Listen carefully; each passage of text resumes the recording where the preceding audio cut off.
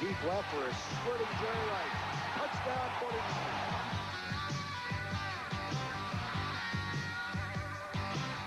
Hey, it's prime time in the daytime. San Francisco 49ers versus Atlanta Falcons coming up after this word from your local station.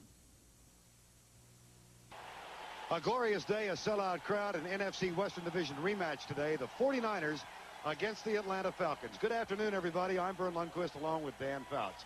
For the 49ers, Roger Craig will not play. How does that affect their offensive plans, Dan? Well, number one, Dexter Carter will start. And this gives Dexter a chance to do two things. Gives him a chance to prove that he's worthy of being a number one pick and also get the fans and the media off his back. Chris Miller had a huge game in the win last week. If they are to win today, he must equal that talent. Well, what he did last week is he made like Joe Montana and led the Falcons to a come-from-behind win over the Saints. Chris Miller is now ready to step up to that next level as a quarterback in this league. And with the coach, the system, and the personnel, Chris Miller's ready to become a star. Deion Sanders is back to return the kick.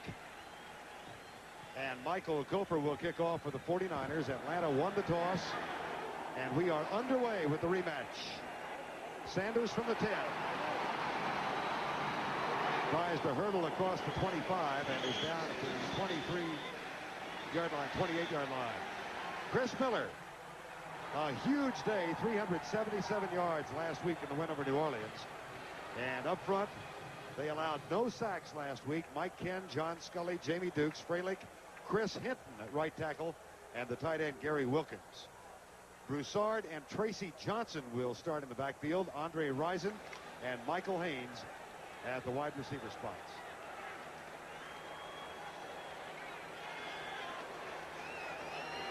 Miller, 337 versus San Francisco 3 weeks ago in game one. Here's Broussard. No gain.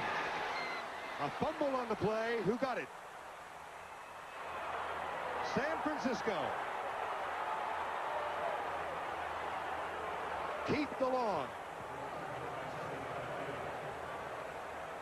Take a look at the fumble from ground level, and Broussard with his first carry.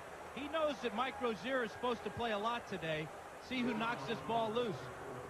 His forward progress is stopped there. Romanowski comes. The ball is on the ground. The 49ers have it inside the 30-yard line. Big turnover early in this ball game. Joe Montana has the troops at the 27-yard line, and they run from the I formation for the first time this year. That is to utilize the talents of Dexter Carter, who is stuffed. Montana opens at the quarterback spot. Offensively in front of him, Bubba Paris, McIntyre, Sapolu, Harris Barton, Wallace, and Brent Jones. It's Dexter Carter playing in place of Roger Craig, Rathman, Jerry Rice, and John Taylor. 2nd and 7. Split backs, 2 wide receivers to the left side, and Carter in motion. Montana, 3-step drop down the middle. Wide open, touchdown, Jerry Rice.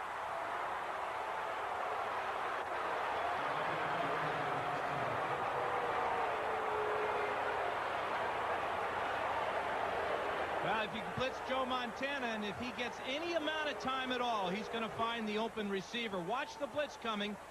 Montana reads it. He's got a free receiver coming right down the middle of the field. Jerry Rice working against Dimry, and there's just no way Charles Dimry can stay with Rice. 49ers capitalize on the turnover in just 2 plays. Jerry Rice said in game one, I love to see the bump and run. I can use the moves off the line. Dimry was up close then. And just like that, a turnover, 2 plays, the 49ers on a 24-yard touchdown catch. The 4th of the year by Jerry Rice have taken a lead. On every 14-0 came back to win today in the first minute of play. They take a 7-0 lead. A Broussard fumble, 1 Dexter Carter run, and then Jerry Rice a 24-yard pass from Joe Montana. 7-0. Mike Koper getting set to kick off for the 2nd time. The 49ers with Deion Sanders back will try and excel again on special teams. And Sanders tries to involve the crowd. Sellout here in Atlanta, Fulton County Stadium. He will run it back from 3 yards deep. Can't break the tackle at the 23. Let's go back and take a look at Montana to Rice. Well, this is man-to-man coverage on the corner Dimry against Rice. Perfect protection for Montana, but it's a quick drop, and he just floats the ball as he sees Rice running free. And you would think with all the money and all the trophies and the MVP awards that Montana wouldn't get excited anymore. Very familiar sight to all 49er fans. And other teams around the country. Yeah. That is the 9th touchdown pass Montana has thrown this year.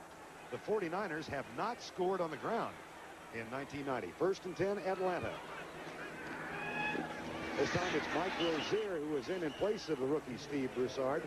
So Jerry Glanville may not have waited long at all, or he didn't wait long at all. Well, it's interesting because he told us yesterday that he wanted to start Rozier, and maybe he had a change of mind. He starts Broussard instead, and Broussard fumbles the first play. Except I think he may have been talking about Keith Jones and his injury at fullback, and Rozier was thought to be starting at the fullback spot, but Tracy Johnson is there. Now Broussard is back in. Kind of a cocked eye to the left. That is Broussard, number 34, in motion from 25. Chris Miller goes deep into double coverage. Andre Rison. He's gone, no flags. And he started the highlight zone on about the 5-yard line.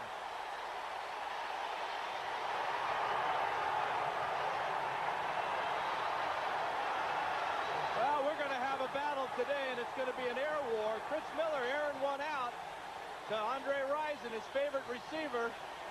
Never quite seen a guy go into his touchdown dance before he scored the touchdown. Good protection for Miller, and he throws it right down the seam. Chet Brooks is split. Pollard can't get over, and there's the highlight zone on the 5-yard line for the score. Unbelievable. He did a little duck walk in honor of Chris Miller, the Oregon Duck, ex-Oregon Duck. Davis's extra point is up. We played exactly 1 minute and 59 seconds of this ball game. A 75-yard touchdown pass between those two men, Rison and Miller. Glorious October afternoon, and we've been blessed with 2 quick touchdown strikes. The Atlanta Falcons tie it up 2 plays. The longest pass of Chris Miller's career, 75 yards, and he connects with the leading receiver in the NFL, Andre Rison, who just caught his 30th pass of 1990. Now Greg Davis will kick it off, and this sellout crowd once again into it. Chris Carter and, or rather Dexter Carter and Spencer Tillman are the deep man, and they line up in an I. They will split just before or just after Davis's kick. And it's Carter who will take this at the 4-yard line. Dropped at the 22.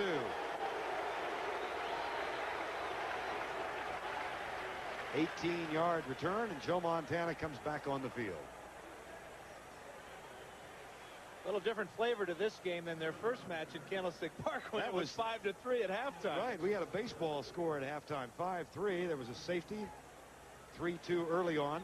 Wound up a 19-13 victory for George Seifert's team. Seifert has gone 21-2 in a year and a half as a head coach. Rathman and Harry Sidney now in the lineup. Carter is out. There's a mix-up in the backfield. Brian Jordan, number 40, makes the tackle. Bubba Paris has to be separated from an opponent. That's a heavy separation. Well, he was going at it with Andre Bruce, and I think Bubba may know something about Bruce and his quick temper, maybe trying to get Bruce to fire back and get called for the personal foul. Andre Bruce comes out on 2nd down for the 49ers. Dexter Carter is back in. 2nd and 8, 7-7 ball game. Split backs behind Montana. This time a 5-step drop, pressure coming, and Montana drills it to Rathman. He is dumped at the 29-yard line by Jesse Tuttle, number 58. And Joe Montana had pressure from the backside. Well, one thing, that pressure came from just 3 men, Vern. Watch the pressure from Tim Green and Mike Gann. There's Green coming from the weak side, but Joe Montana still has that awareness in the pocket. The key thing, though, is that allows the Falcons to drop 8 men into the coverage. Well, if they can get that pressure from a three-man front, that is to their advantage distinctly. Third down. The need is 3. And the crowd really gets riled up. The 49ers practiced against this yesterday. Montana lobs it deep. Man is open, knocked away. Deion Sanders in front of John Taylor. The 49ers yesterday had a workout here at Atlanta Fulton County Stadium. They brought a crowd noise tape with them. So this... The one thing they didn't work out against, though, is the speed of Deion Sanders. He's pumped up for this one. Sanders playing with a hyperextended knee. He told us yesterday it's not going to get any better. It remains sore throughout the week. That in part is because he insists on practicing every day. Said he hates the treatment room. Do you believe him? I tell you what, I wish I had hyperextended knees. I'd still be playing.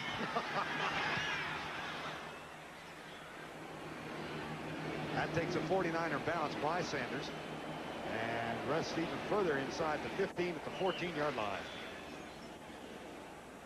That was about a 15-yard bounce. If Sanders comes up, makes that grab, he'll give his offense the ball at about the 30-yard line. As it is, they're inside the 15.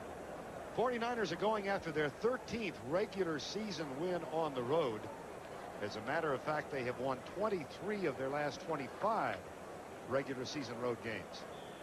They've got to do something about that running attack, though. Under 3 yards per rush on the year, putting a lot of load on the quarterback and the receiver. Well, so much focus on Roger Craig's absence, but he was held to only 26 yards by the Falcons the last time these two teams met 3 weeks ago. Ran a few sweeps, didn't they? 19 of them. 1st and 10. Backs are split. Miller will throw. Left side. Man open. Diving catch. Made by Andre Rison, his second of the ball game. Rison with 21 catches in the last 2 weeks. Well, in the first game, he had 11 catches, and all of them were in the second half against the 49ers. But in the run and gun, this slot formation, the guy that plays this position, as Rison does, is going to catch a lot of balls. I remember when Jim Kelly was throwing for the Houston Gamblers in that other league, that Richard Johnson was always catching about 20 a game. Those stats you saw were prior to game time. Rison now has 2. 2nd down and 2. Backs in the eye. Mike Rozier. And he is stuffed short of the 1st down at the 24. Rozier, of course, played for years under Jerry Glanville at Houston. And told us game 1 this year was Houston at Atlanta.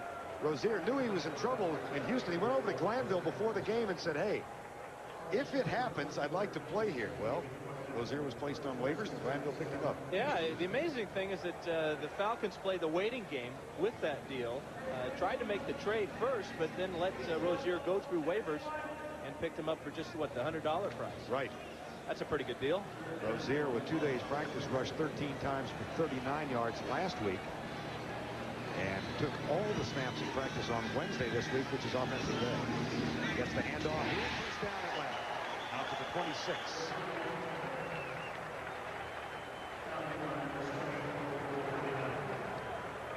This is the missing piece to the puzzle that Glanville told us yesterday is a tough inside runner in short yardage situations. Rozier north and south gets plenty of room, gets over the top, and then he's pushed back, but 1st down Atlanta. 1st and 10 Atlanta. Rozier, who was a collegiate teammate of Roger Craig. They played in the same backfield at Nebraska. 1st and 10, 7-7 ball game, just under 9 minutes to go in the 1st half. Rozier tests the right guard spot this time. Steve DeLong, among others, is there. There is Roger Craig, who wanted desperately, I think. It's not too much to understate that he wanted desperately to play. Well, he was within just 4 games of one of the more amazing records in all of football. Jim Brown's 118 consecutive starts, and I think Roger Craig felt that if he could have broke that record, that his place in the Hall of Fame would be assured. Anything. Yeah, you heard him. I'd give anything to play today. We chatted with him yesterday afternoon, and he really wanted to talk Seifert and the doctors into playing. 2nd down.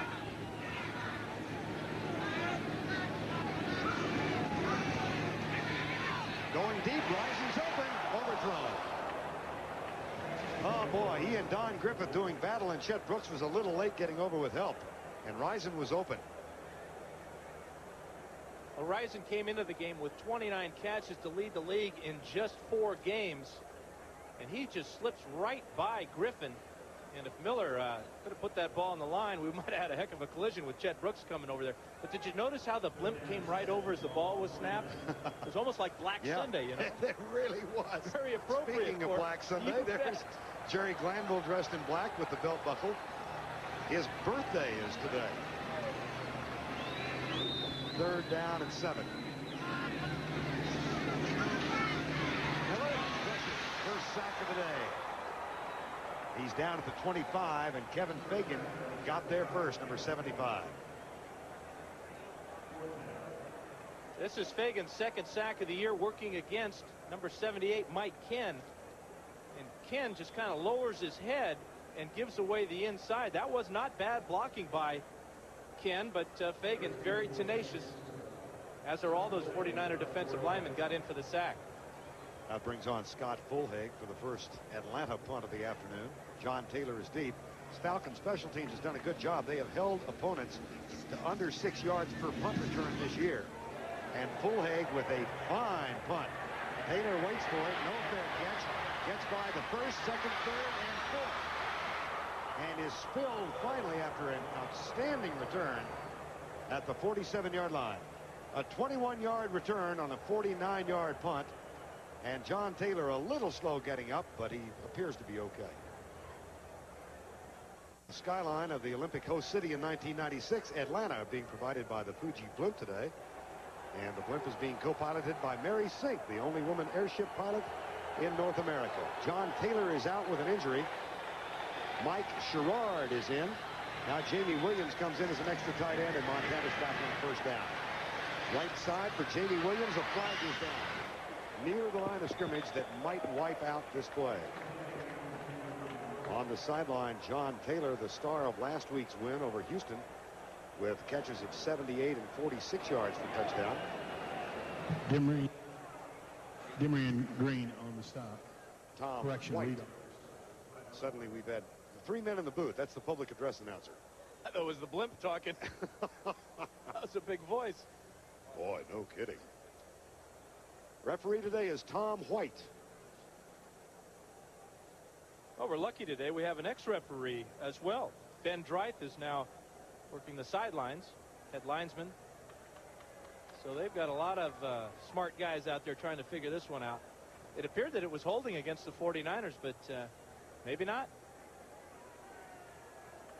Might be a face mask. Illegal use of the hands. Number 76 defense. 5 yards. 1st down.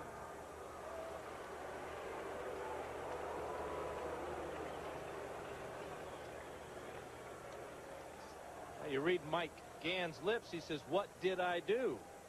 Yeah. You know, that's a real frustrating thing for defensive linemen. The offensive linemen can use their hands all the time, grab and poke and push. Defensive lineman, if you slap a guy in the head, you usually get called for that one. 7-7 ball game, just under 7 minutes remaining, 1st quarter. Montana, Rathman right through his arms. That is something Tom Rathman has not done much in previous years. Matter of fact, he told me once in 1988 he had 73 balls thrown at him without a drop. And there is number 1 today. Well, usually when you brag about something like that, you're going to get a couple because the law of averages catches up to you. But Rathman also usually wears those sticky gloves, and you notice right there he's not wearing them. He also noticed the tape job where he has to support his thumb. 2nd down and 10. 7-7 game. Falcons showing the blitz. Maximum blitz. Montana behind Sherrard. They didn't get to him, but they got in his face. And Scott Case was in his face, number 25. Here is Scott Case. He's going to step up. First of all, he wanted to time it, but Joe Montana started to audible as he saw it. That stops Case's momentum, but still he has enough to get through that gap, get by Rathman, and force a bad throw by Montana. Good job by the Falcons mixing their coverages. Zone and now a safety blitz. Taylor stays on the bench. Mike Wilson comes in as the third wide receiver. Montana scrambles up the middle, out of trouble, drills it, drops again. A little behind Mike Sherrard. But it appeared catchable. There might have been a little too much on it. Well, Montana had a lot of momentum going forward as he escaped the pass rush.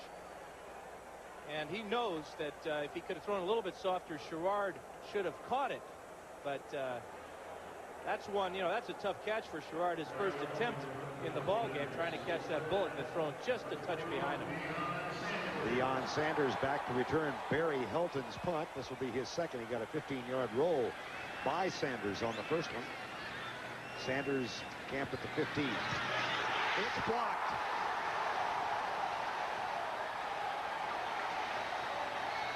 A scramble for the football. George Thomas, an extra wide receiver, got a hand on it.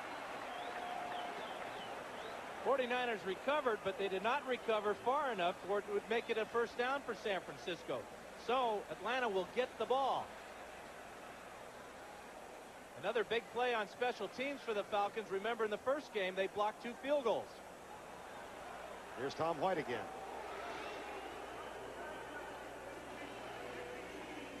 Recovered by the kickers. Therefore, it is a first down for San Francisco.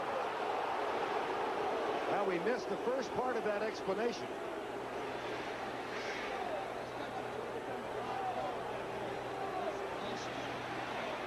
They get good pressure all along the line. It is George Thomas. Now let's see who gets possession here. Perhaps the Falcons had it, and then they fumbled again. No, this ball is just kicked around. And the 49ers heads up. And they are going to replay it. They are going to review it. Well, Jerry first of all, the Glanville. Falcons have called timeout so that Glanville can get some extra arguing time in here. Timeout. Atlanta. That's their first timeout. 42nd timeout. Number 89 is Thomas. He comes free and blocks the ball to the side of the field here, and the 49ers are going to be very fortunate to get on this loose ball. Gain possession. There's Jones. He kicks it out. And Darrell Pollard covers it up. Glanville is still out. There's Seifert. Scott Case argues the Atlanta case with Tom White.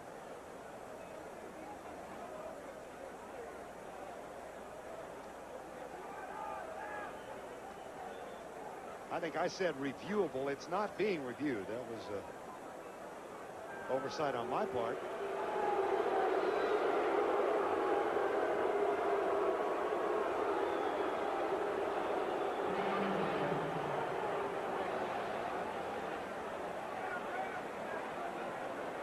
We got a penalty, a personal foul against maybe Glanville or somebody along the Falcon sideline.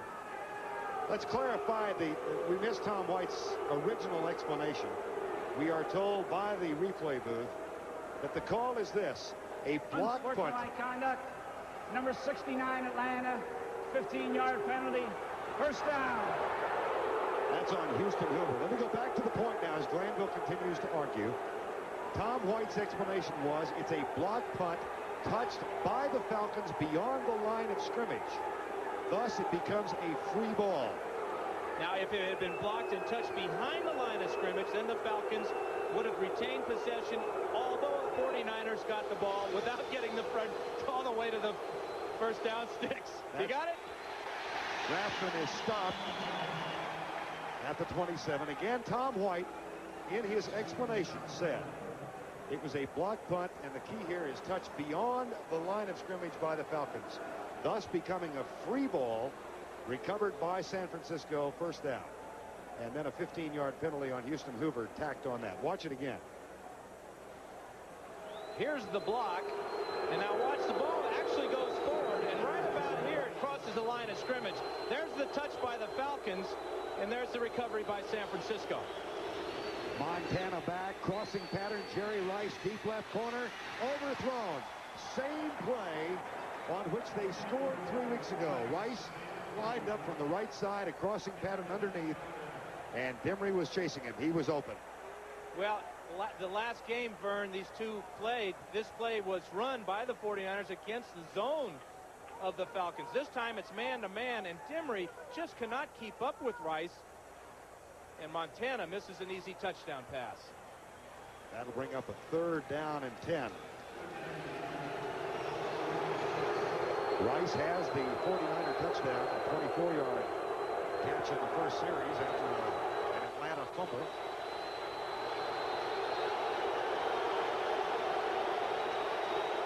Blitz is coming again. And Scott Case nails Montana, but the catch is made. Holy cow. Montana never saw it. Jerry Rice saw it all the way. And Charles Dimry had a pretty good view of it, too, as Jerry Rice just continues to burn him. The post pattern, Dimry has a lot of field to cover. He thinks Rice is going to the corner. Rice goes to the post. Montana's flat on his back about right now as Jerry Rice celebrates another easy touchdown. Second catch for Rice for 6 today. Second time he's victimized Charles Dimry. And Mike Cofer tries to make it a 14-7 ball game.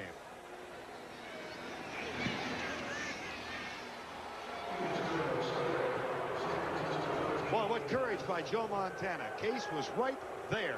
Montana still connects with Jerry Rice. 49ers up by 7.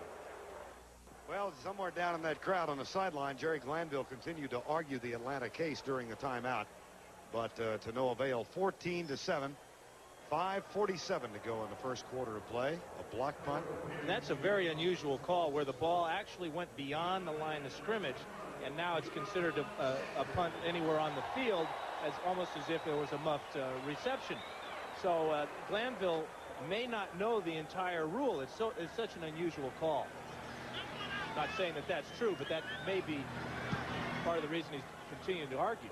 Here's Deion Sanders at the 2. Tries to bounce out of a tackle. Does for a moment, and then is down at the 22-yard line. And Wesley Walls is running for what he thinks might be another touchdown, but that ball was ruled down by contact. It will be Atlanta's. Let's bring you up to date to this quick starting game. Rice caught a 24-yard pass from Montana after a fumble recovery. 57 seconds gone in the game. And then 2 plays later from scrimmage, Risen caught a 75-yard pass from Miller. After the block punt recovered by the 49ers, Jerry Rice, a 26-yard pass from Joe Montana to make it 14-7, 5:47 remaining in the first quarter. Montana with 10 touchdown passes thus far this year. Chris Miller backs in the eye. 2 wide receivers to the right side.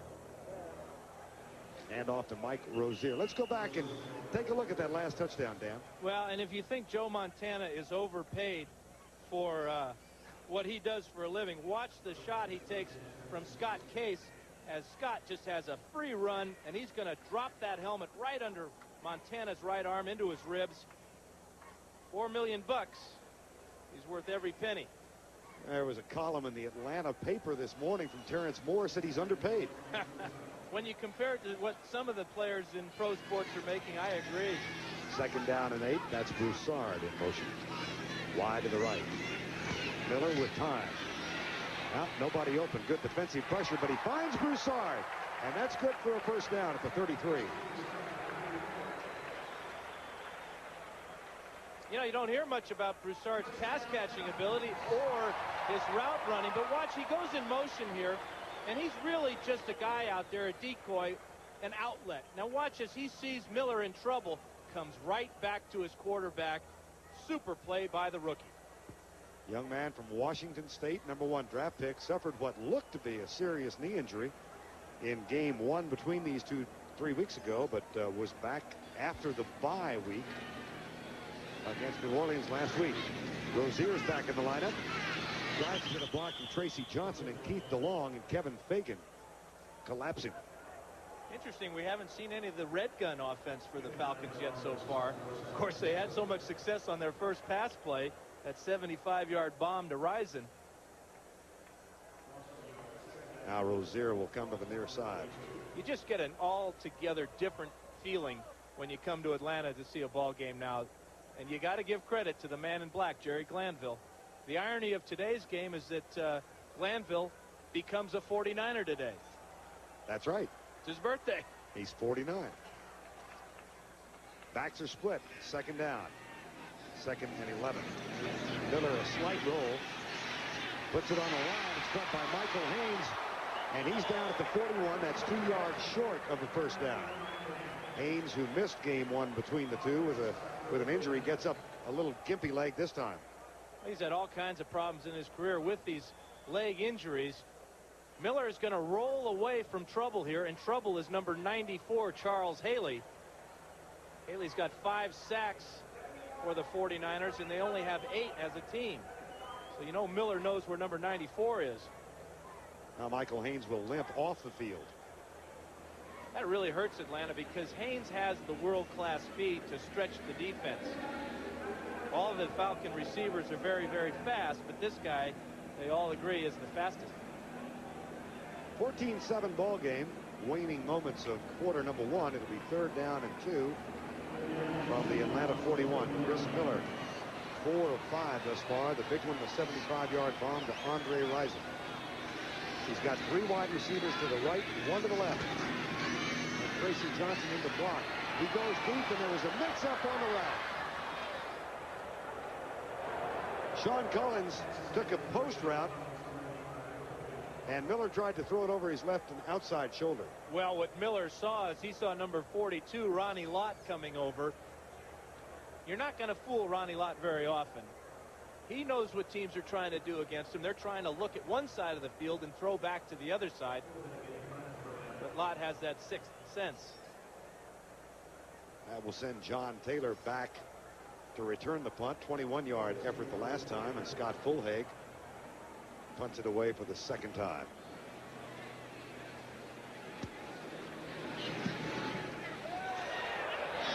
Nice high punt into the end zone. Touchback. It comes out to the 20. A 59-yard punt by Fulhag this time.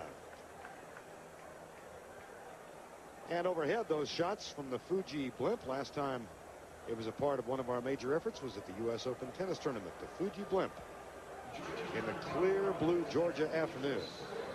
Very overcast this morning, but it cleared out. It is just perfect. Yeah, I woke up, I thought I was in San Francisco with all the fog here, but it burned off in a hurry. It's going to be about 80 today. Reaching the 2 minutes remaining in the first quarter. Harry Sidney and Tom Rathman in the backfield now. Back split. Montana back. Right side.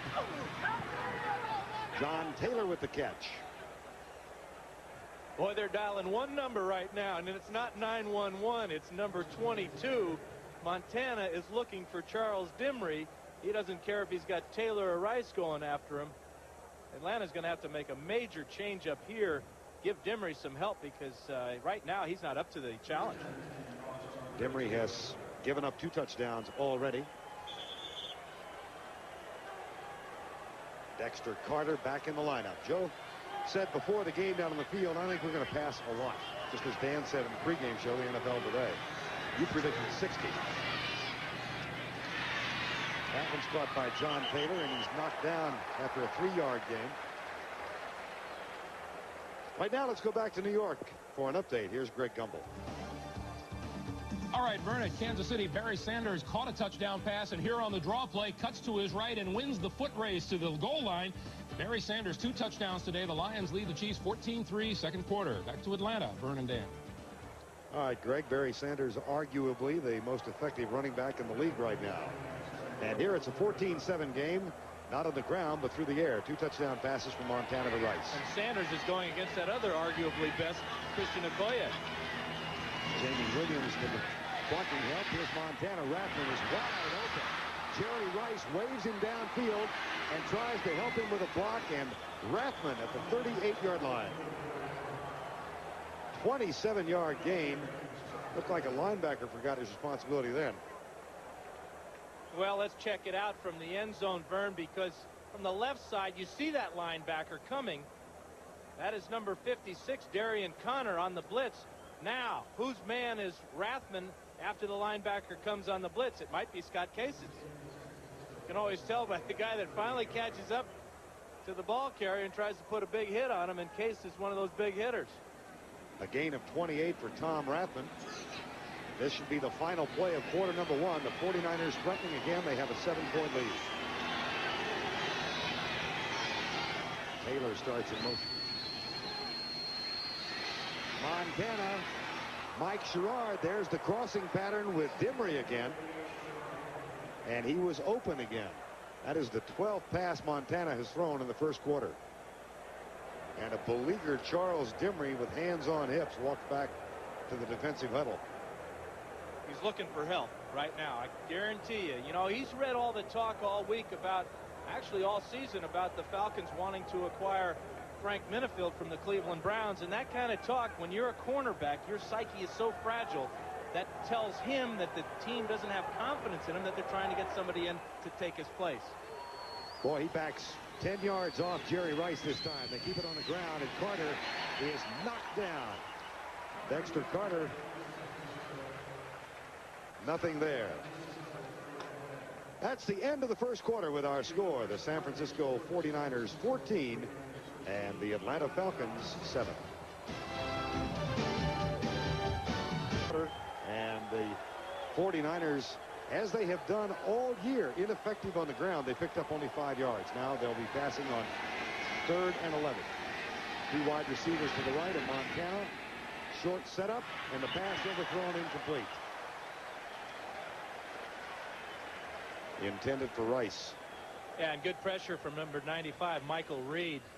That threw the timing off on that pattern. And when you play Montana, you kind of concede that he's going to play well. The people you try to get to try to disrupt, are his receivers, Rice and Taylor. That's easy. Yeah.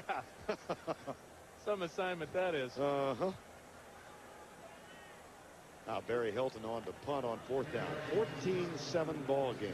Deion Sanders hoping he gets a chance to return it. He's back at the 10.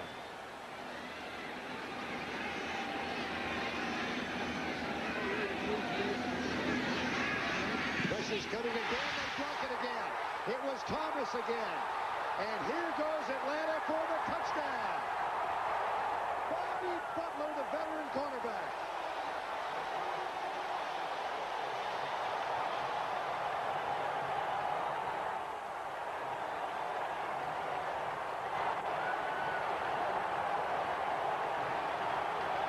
Now we don't have to worry about any rule book on this play, Vern. Number 89 again, George Thomas, just activated this week. And he gets all of this, and he blocks it the right way.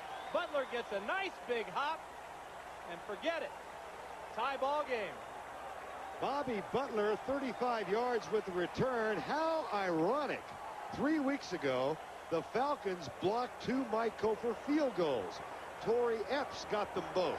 And this time, with the score tied and a flag down, George Thomas has brought 2 Barry Hilton punts. There's the guy who picked it up, but the guy who caused it all was number 89. 12 men on defense. 5-yard penalty will be enforced on the kickoff. The extra point is good. Timeout. They should have had 12 men on the block punt. Butler got the touchdown. We're tied at 14.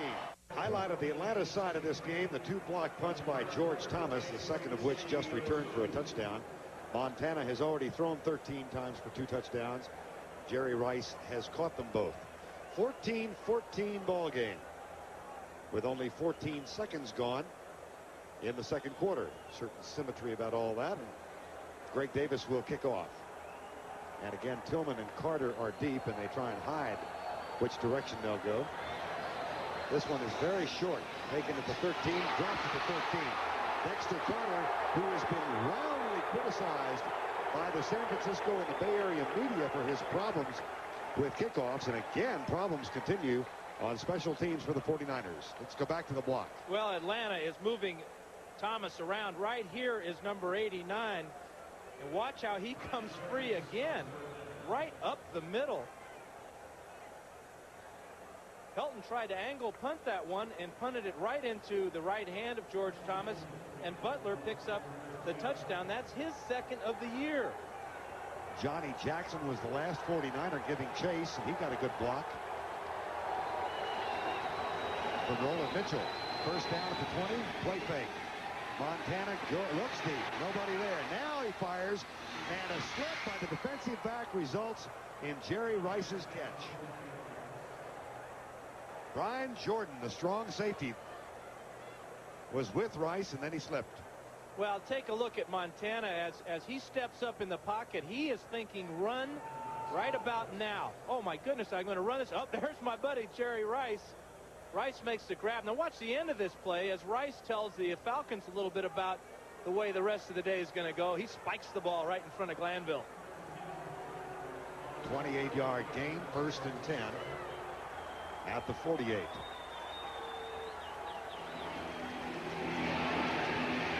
This is Harry Sidney. He comes across midfield to the 48-yard line of Atlanta. It's Brian Jordan with the tackle, and Bubba Paris having a conversation. Sidney, who was out much of last year with a broken leg. You wonder how much Carter dropping that kickoff will affect George Seifert's decision on how much he's going to use him today. He is back in there now. Well, what did Joe Montana say to you before the game? They're going to give him a shot, but they're not going to be afraid to go away from Carter and let Sidney and Rathman carry the load. Pass play. Montana settles short for his tight end Brent Jones, and that's another 49er first down at the 39. Brent, who had a 67-yard touchdown pass in game 1. That was really the game breaker in a 1913 victory. And you know, Brent Jones may be playing the best tight end in the entire league here. He figures he should catch about 3 to 5 balls each game. Just finding the hole in the zone, does a nice job. And did you notice how Montana feathered the ball to him? Made it an easy grab. One-time draft choice of the Pittsburgh Steelers, injured and then signed as a free agent with the 49ers, and now has become an integral part of their offense. 1st and 10 in a 14-14 game. Here's the blitz. Good job by the 49ers. And the crossing route. Jerry Rice with Deion Sanders this time covering him. And Deion Sanders a little closer than Charles Dimry had been. What Sanders has, as everyone knows, is just a world of speed. Probably the fastest player in the league. He's just gliding along. In fact, they both are. The ball goes up in the air. Rice starts to accelerate. But Sanders, you couldn't get any closer than that. Deion Sanders, who wants to be an offensive player for his team. You know, if he were playing with the San Diego Chargers back when I was, and with well, here's the hit on Montana by Jesse Tuggle. And the last time these teams played here in Atlanta, the Falcons beat Joe up pretty good. Montana this time wide open, and it's Brent Jones with the catch down the right sideline. And that will be close for another first down. Jones' second catch in this drive. In fact, Montana separated his sternum here and had to go into the locker room for x-rays last year. So he knows that the Falcons are going to put those black hats all over that white jersey. But getting back to Sanders, yeah. and playing offense, I know that Don Coryell would have found a way to get Sanders the ball somehow to use all that speed. Well, Roy Green with the Cardinals played both ways, defense and offense for a while, in addition to returning kicks, and that's what Sanders said he wants to do. He has talked to Roy Green about that. Here's Carter on the sweep. Steve Wallace supplying the block, and that was a fine seal block by Wallace. And Carter inside the 20 before Jesse Tuggle makes the tackle. Number 74 with a big block. A flag is down. Holding. San Francisco. May have been Steve Wallace, huh? Holding. Number 74 offense. 10 yards. Still first down. Let's take a look at it. Number 74 is 2 in from the right here, and he has to reach out on his block against Mike Gann. He controls him a little bit too long. Actually, that's Oliver Barnett. That was a good run for Dexter Carter. He seems to be a little snake bit, though. He has a good play, but it's called back because of holding. First and 20 from the 38. Montana was looking for Carter. That's up in the air, picked off. Intercepted on the deflection. Charles Dimry, who was about to be victimized again, gets a fortuitous break and picks off the ball. Well, he was just far off of Rice enough to get the rebound. Look, he's not even in the picture there, but the ball goes up in the air. Montana didn't feather that one in. The area that he had to throw in was a lot smaller, so he really rifled this ball. Too hard for Rice to get his gloves on it, and Dimry picks up his second interception of the year. Reminds me of what they say when you shoot a good score in a golf and you're all over the lot, right? Well, it's never, the scorecard never says how, it just says how many. You bet. That'll count as an interception, a pick. Miller settles for his safety foul. Tracy Johnson, the fullback. And the tackle made by Keith DeLong, number 59. Chris Miller, the best back-to-back games in the last two games ever in the 25-year history of the Atlanta Falcons. And a couple of those quarterbacks that didn't play too poorly for these Falcons were the honorary captains. They're having Alumni Week here in Atlanta, and Bob Berry and Steve Bartkowski were out there for the ceremonial coin toss before the game. Bob Berry's real proud of Chris Miller, being a former Oregon Duck himself. I'm surprised it's not raining here with all these ducks around. Actually, it was duck season in Seattle yesterday. We've got Fouts the Duck, Berry the Duck, and Miller the Duck. Here's a handoff up the middle to Mike Rozier. But the Ducks lost to Seattle yesterday. And a little confrontation going on up near the 45-yard line. Just to put a punctuation point to that Chris Miller story, the last two games against the 49ers and New Orleans, he's thrown for 703 yards. And he is one happy quarterback. This system is probably perfect for Chris Miller. With his agility and strong arm, he's just right for the run and shoot. 3rd and 4. They are in the run and shoot. 4 down linemen for the 49ers. Miller with a lot of room to the right side. Tries to put a move on Romanowski, and Romanowski brings him down short of the first down.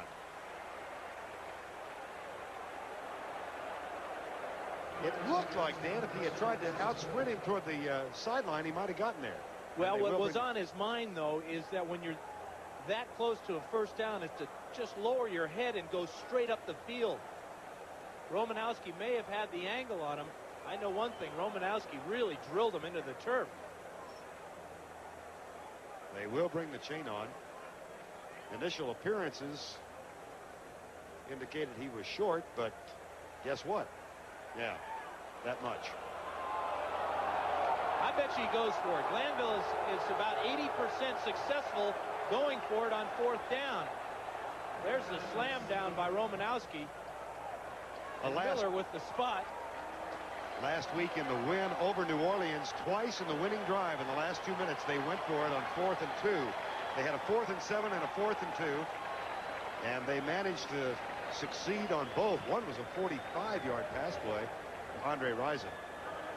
That's what we're talking about. Yeah, this is 80%, and that's not bad in any situation, but especially on 4th down. But you come to expect that type of thinking and that type of play selection when you think about Jerry Glanville. Johnson and Rozier are the setbacks behind that man, Chris Miller.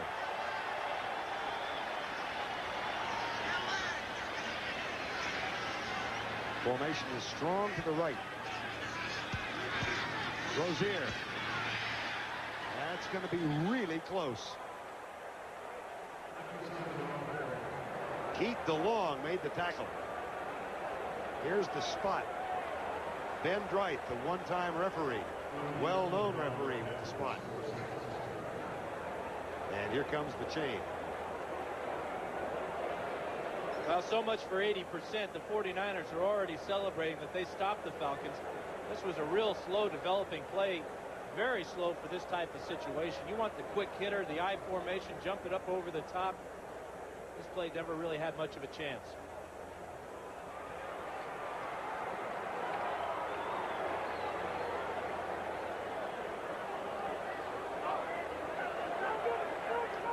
Can't see the forest for the trees, can you? Or the stick for the legs.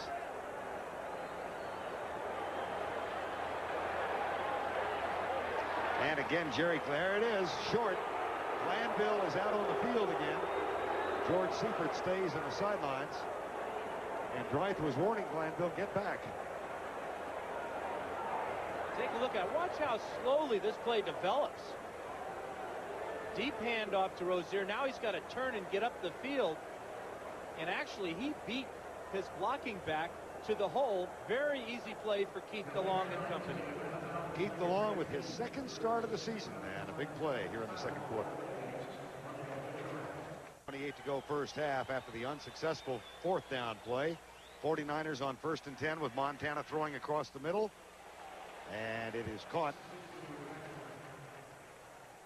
by Tom Rathman. He's tackled by John Rady and Jesse Tuggle. Well, football today and baseball coming up Tuesday night, 8 o'clock. The Oakland A's, fresh from a sweep of the Boston Red Sox, and the Cincinnati Reds will open at Cincinnati. The Reds, of course, in that thrilling 6-game series with Pittsburgh. Game 1 on CBS Tuesday at 8 o'clock Eastern Time. Bash Brothers against the Nasty Boys. I can't wait. That'd be fun. Think it'll go more than 4? Yep. Okay. But I think that trophy's going to stay in the Bay Area. They all got all the trophies there now. Yeah. Rice and Taylor to the left. Montana again to throw. Caught and dropped. Tim Green, number 99. His 3rd sack of the season. He's going up against Bubba Paris, who outweighs him by 100 pounds. But what Tim Green has is a lot more speed and quickness. Actually, he gets right in between the blockers there, and Montana really had no chance, as you see about 6 or 7 black shirts in there. Another blitz for Atlanta, and they're having a lot of success throwing off Montana's timing and also putting pressure on him. Tim Green, who is writing a novel. He was an English major at Syracuse and is a law student right now. 3rd and 11. Montana with time. A lot of time. Wide open. Mike Sherrard, touchdown. Another blown assignment of some sort. And the 3rd touchdown pass today for Joe Montana.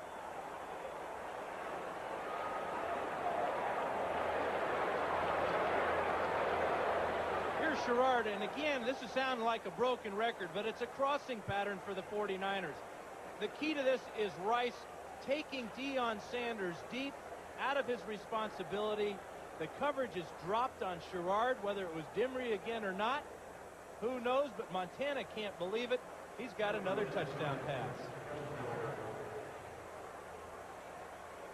That is Sherrard's first touchdown pass of the season, and the first since he was playing with the Dallas Cowboys as a #1 draft choice back in '86, before 2 broken legs almost cost him a career. Secondary beleaguered right now. Well, the entire defensive unit. Mike Kofer will kick off. Nice deep kick. This will come out to the 20-yard line. Wow. Let's go back and look at Mike Sherrard's catch from Joe Montana. There are 2 keys on this. Watch how John Taylor from the right, number 82, runs the crossing pattern shallow.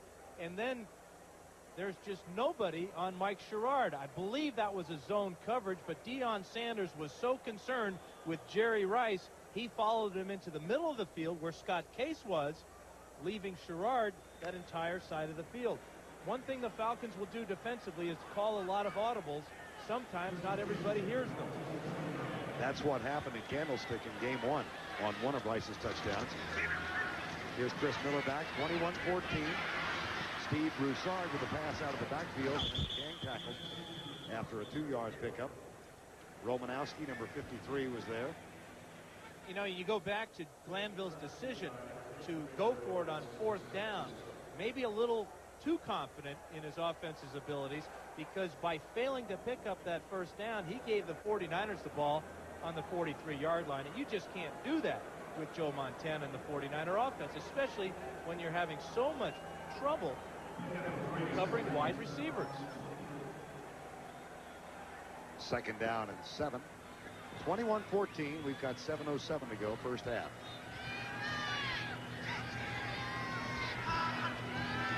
Four-man rush. They hand it off up the middle, and Mike Rozier struggles to the 25, where it will be 3rd and 5. Charles Haley with the tackle. This time, Haley, who's been the subject of some of those trade rumors involving the Los Angeles Raiders and Marcus Allen. I guarantee you the 49ers will not deal number 94, Charles Haley, to the Raiders for Marcus Allen. They may find somebody else to go south. But that fellow there, he's the 49ers' premier pass rusher, if not the only legitimate pass rusher on the team. 3rd and 5, 21-14, 49ers lead it. Andre Rison, who caught 2 early in the lineup. Here's Miller running to his right, scrambling, gets rid of it, and it is incomplete. That'll bring up 4th down.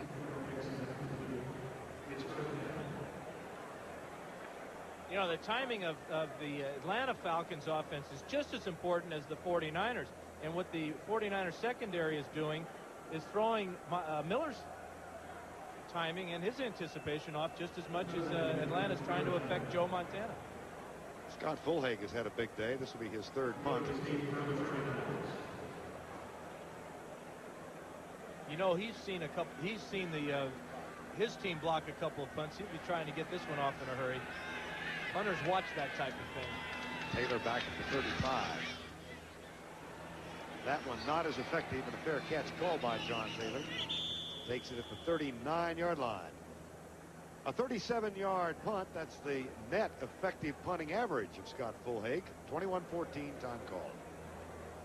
October Sunday in Atlanta, Georgia. Fulton County Stadium filled to capacity again. This town is excited by the Falcons, who are trying to win here against the 49ers for the first time since 1983. They're not accomplishing it now because Joe Montana has ripped the Falcons secondary for 3 touchdowns, 195 yards, and San Francisco has the ball again, first down at their own 38. 21-14, Montana 11 of 20 for 195 and 3 touchdowns. Into the flat, caught by Carter and dragged down by Dimry.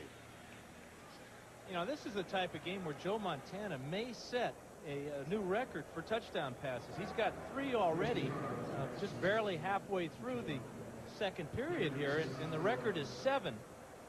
And he's going to keep throwing because the Falcons defense isn't going to change their scheme. They're going to still pressure him.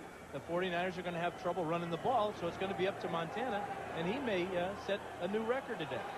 2nd down and 2 now from the 46. Rathman. That's close for a first down at midfield. Well, to bring you up to date on the storyline, the Falcons fumbled the second play from scrimmage. Montana then hit Rice. Atlanta tied it on a 75-yard pass just 2 plays later. Miller to Andre Rison. 14-7 San Francisco on another Montana-Rice combo.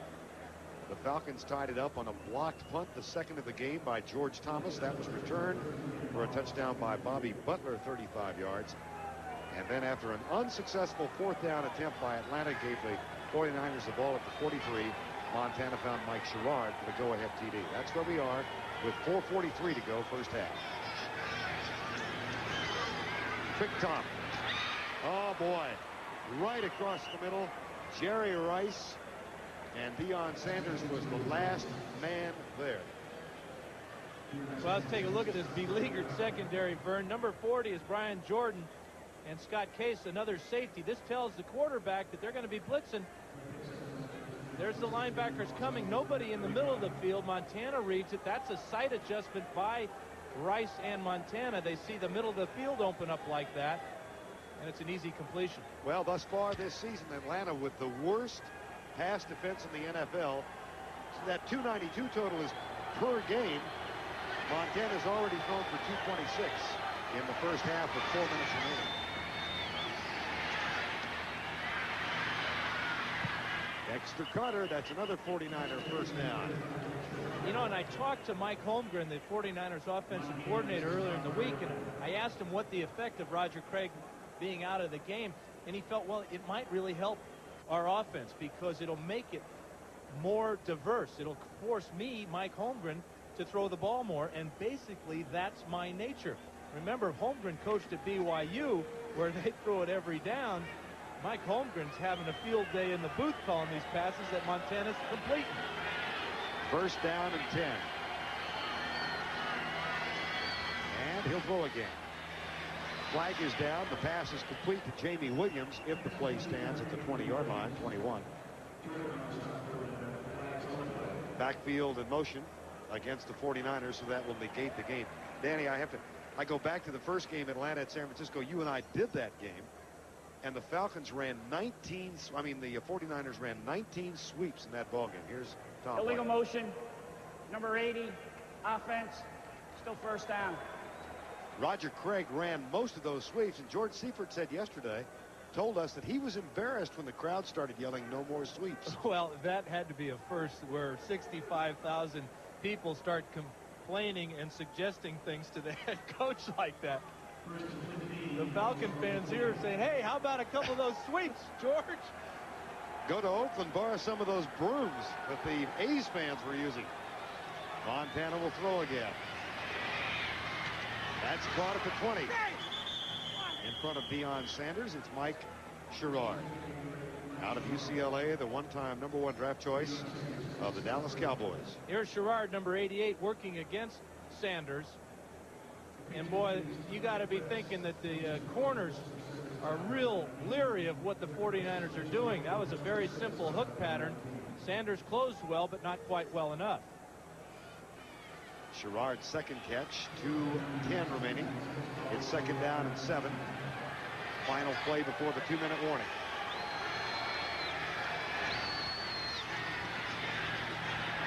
Touchdown.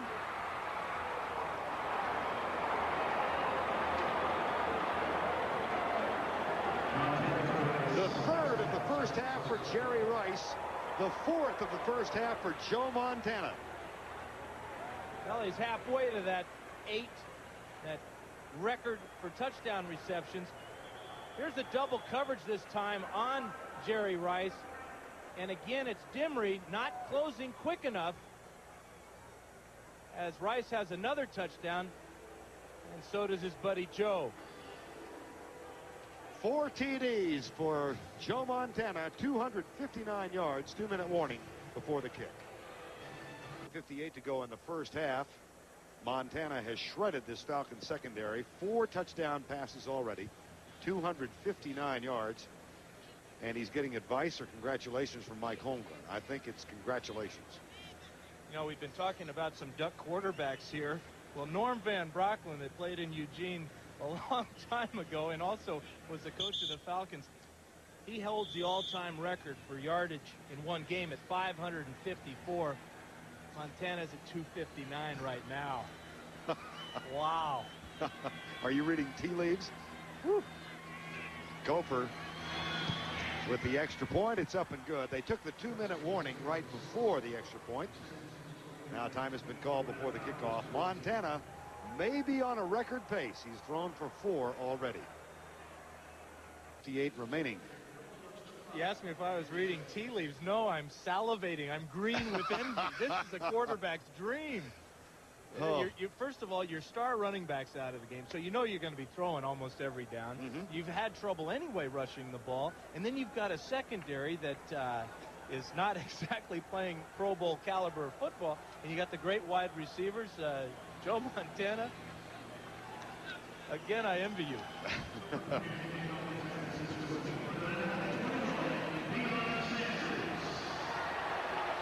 Mike Gopher will kick off again. Sanders is the deep man of 3 for the Atlanta Falcons, who now trail by 14. And again, Gopher puts it out of the end zone for the touchback. Watch the zone coverage this time. Scott Case has the middle of the field. Montana looks him over just enough as Rice gets inside the cornerback right on the goal line. Touchdown. And the third time today you have seen Charles Dimry somewhere in the vicinity of a touchdown catch by Jerry Rice. Well, getting back to the fact that the psyche of cornerbacks it's so fragile, and having read all summer long and now all week long about the Falcons maybe acquiring somebody to take your place, that has to have an effect on you. Chris Miller will go with the red gun formation on first down. Into the flat. Caught up the near side by James Milling, number 84. And this crowd getting a little restive restless rather. Darryl Pollard makes the tackle. Such an emotional win for the Falcons last week against the Saints here in this stadium, where the Saints brought a lot of fans. It was a college type of atmosphere. A great come from behind win. The last couple of minutes for the Falcons seems to have taken a lot out of their ball club, but also out of this crowd. Whoops. We've got a bent pole. Here's Miller on second down, going left, and that time they did get the first down. You know, they better find a way to straighten that thing out, because if they ever have to have a measurement, that's right, the Falcons will only need 9 yards and a couple of inches instead of 10 yards. 1:47 to go before halftime. Falcons, keep in mind, used one of their timeouts earlier. They have 2 remaining. Has not been a happy birthday thus far for Jerry Glanville. 49 today. First and 10 with 1:47 to go, first half. Again, a 4-man rush, and they got to Chris Miller at the 30-yard line. This time it was Pierce Holt, who's having a terrific season. Yeah, this is Holt's second sack of the year, number 78, battling inside with a nice swim move there. Got away from his man and dove for the quarterback. Miller with that angle drop and a one-hopper. A flag is also down.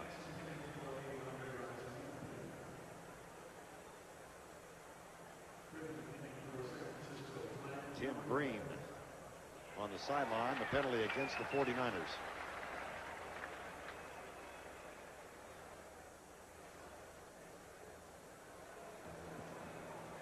Illegal use of the hands to the face. Number 96 defense. First down. Penalty is called on Dennis Brown. Now Roger Craig inactive for the day with a knee injury. Jerry Rice telling Roger Craig, well, I did this on the first one, that on the second, and thus on the third, and Bubba Paris just basking in the sun. Wow, what a performance in the first half. 90 seconds to go. And a 3-man rush. Miller with time. Finds Andre Rison. And that's a first down, Atlanta at the 40. 1:20 to go. Darryl Pollard with the tackle. A gain of 24. And the Falcons will try and get another play call without using a timeout.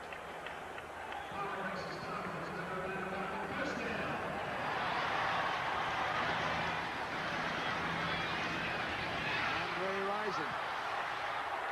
Another first down at the 28. Now Atlanta says we'll use one. They kill the clock with 58 seconds to go. How big is this drive?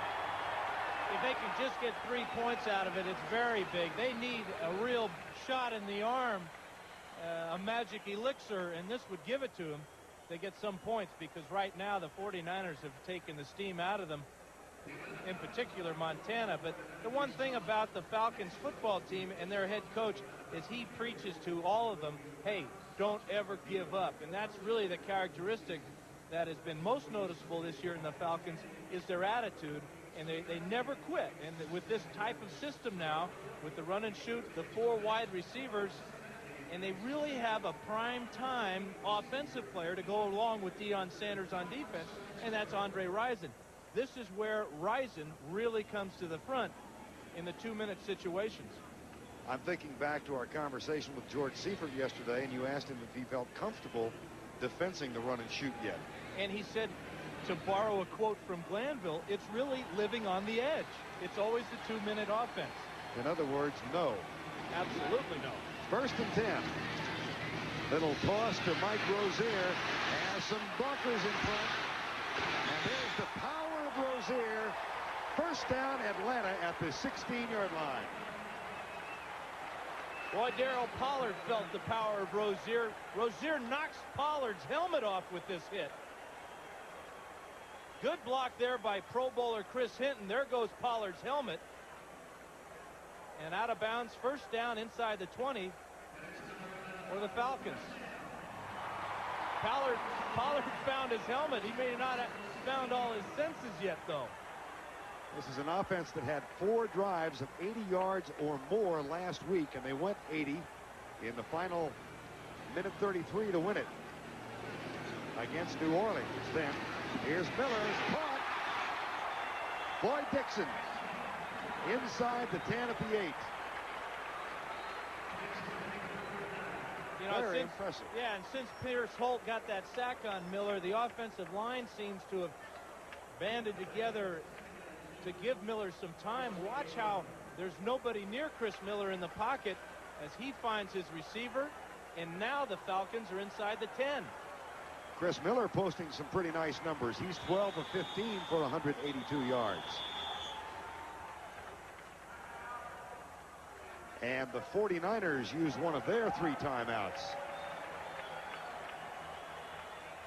The one thing Chris Miller told me about what he learned from the first game when he threw those 2 interceptions into coverage against the 49ers is, listen, you come into a game and the coaches are saying, well, we can get them deep here, we can throw in the seams. But really what it comes down to as a quarterback, you've just got to learn, and it's an old cliche, is take what they give you. And we're seeing a perfect illustration of just that during this drive. The 49ers have played extremely deep, guarding against the long pass in the seams. Miller has found his receivers, let them run, get out of bounds.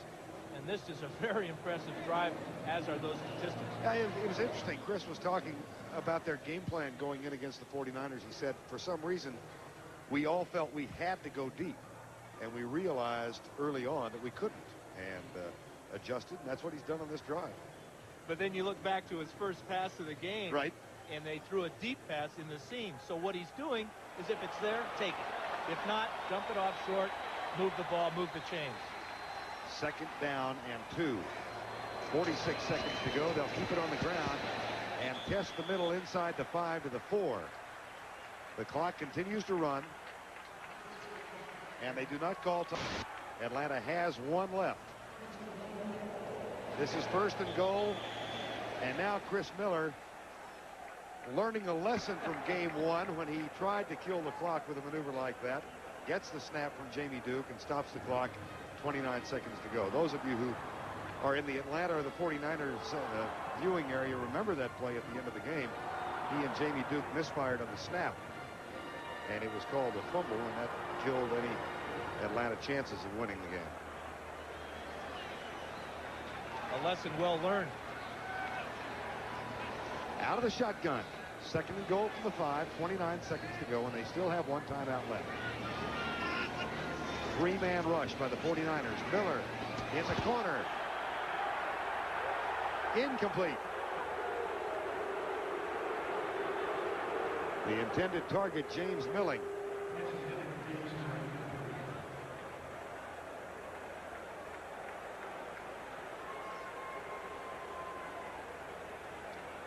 Now, if the Falcons do not score a touchdown from this point on the field, they'll be disappointed with those 3 points that we talked about being so important for them. They have driven now 75 yards. Would like to punch it over for the last 5. Miller has been 5 of 7 on this drive. Again, a lot of time. Into the end zone, touchdown, James Milling. That's his first touchdown of the season.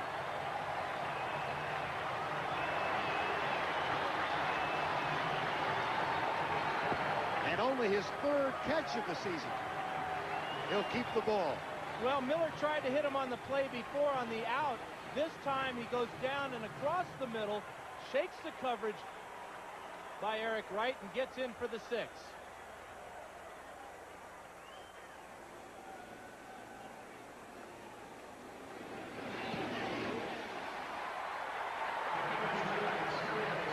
An extraordinarily impressive Atlanta Falcon drive.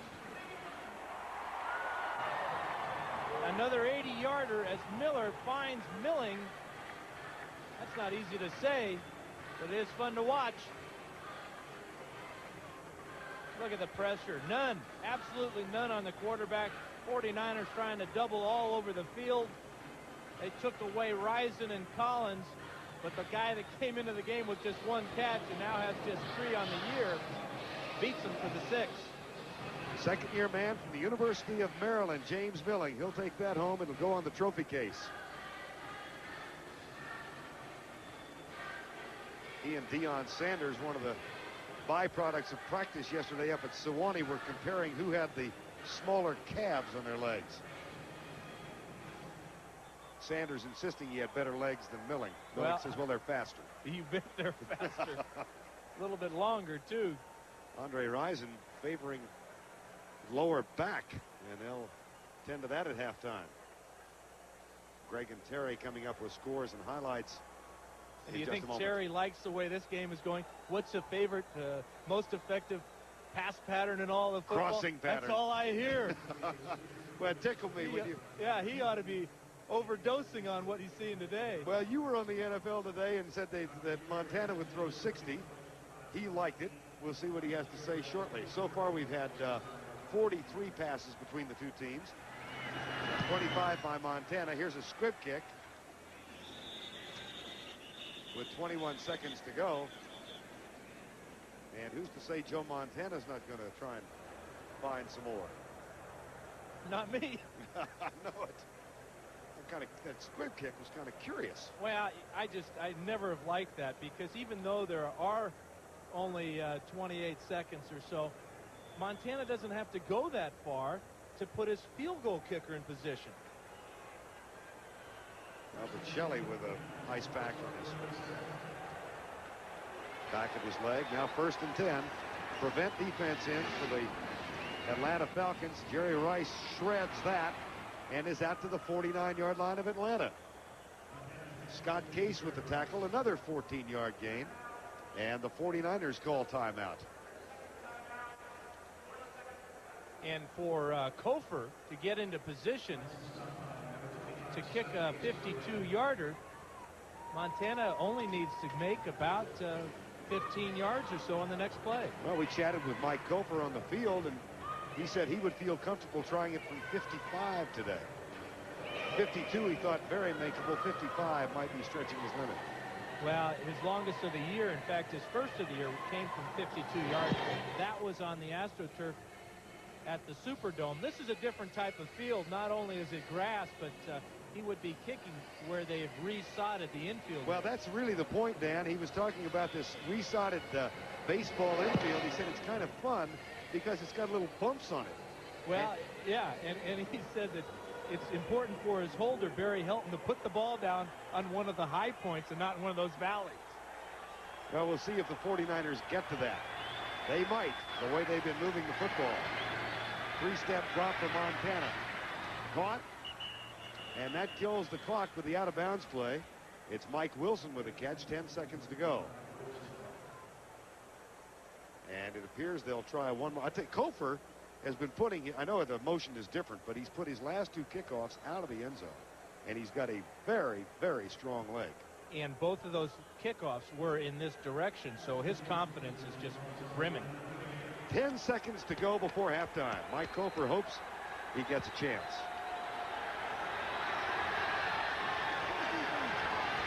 Montana, left side, overthrows the receiver, and they might bring Kofor on anyway. It would be about a 56-yarder. Yeah, Kofor's getting ready to come on. Why not? Longest of the season, as Dan said, 52. In the first game, Kofor was set up for a long field goal. Torrey Epps came through and blocked it. Well, you know, the 49ers special teams coach has been down on the sidelines telling those guys up front, block for the kicker. 56 yards.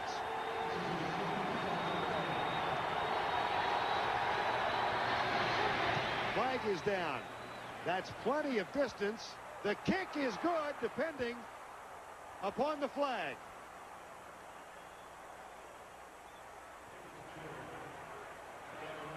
Offside, Atlanta. Well, Mike Kofor outdid himself by 1. He told us 55. Offsides, number 23 defense. The penalty is declined. The field goal is good. That's the half. That is the half. I tell you what, Helton must have got it down on one of the high points on that turf. This ball is just about as well as you can hit it. High and far and true. Michael Coper's career longest kick. He said he thought he could kick it 55. He lied. 56-yard field goal. That's the end of the first half with the score: San Francisco 31, Atlanta 21. So what? Greg Davis will kick off. Spencer Tillman and Dexter Carter are the two-man deep. That's Carter on the left and Tillman on the right. 31-21. Second half is underway. Carter will drop to one knee. It'll be a touchback. And the Joe Montana-fueled offense of the 49ers will come on the field after they break up this slight confrontation in the end zone.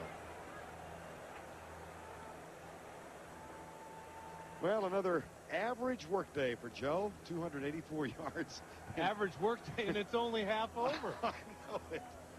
4 touchdowns, 1 interception. He has been sacked once.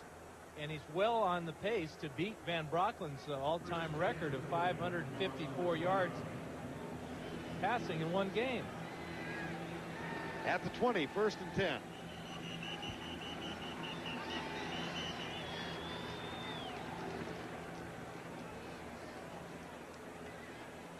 And perhaps something wrong with the ball or communications system. It's been worked out.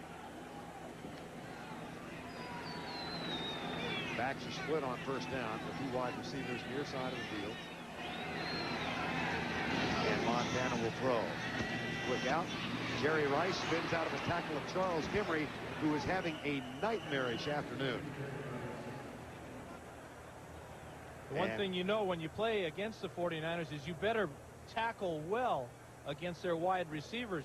And that's something the cornerbacks and the secondary of the Falcons have had trouble with all year long. Here's the isolation here. The inside receiver is Rice. Taylor will clear out. Simple out pattern. Dimry comes by, misses the tackle, but he's going to get help from all his buddies. Look at all these black shirts coming. Green made an arm wave, and then Andre Bruce finally made the tackle, but it's a gain of 9. 2nd and 1. Falcons look like they might want to blitz. Tom Rathman gets the call, and he is stuffed. He did not get the first down. Brian Jordan, number 40, who had 11 tackles in the first game between these two. So much is made of Deion Sanders and his baseball career with the Yankees. Here's a young man who is an All-American baseball player and has played in the St. Louis Cardinal minor league system. Nickname is Baseball, B-A-Z-E. Yeah, kind of a left-handed compliment from his coach. Yes. Jerry Glanville. Not real happy that these guys aren't committing themselves full-time to football. 3rd and 1. On the ground, this time Rathman got it. Harry Sidney led the way. That makes more sense, sending Rathman straight up the field behind Sidney than sending him wide on another one of those sweeps. Tom Rathman. Rushing yards thus far. 15 for the 49ers, 18 for Atlanta. Rathman was rejoicing in his alma mater's romp over Missouri yesterday. The Cornhuskers of Nebraska with 69 points. His Niners might get that today here. 1st and 10, Montana to throw. Looks right, then settles for Rathman.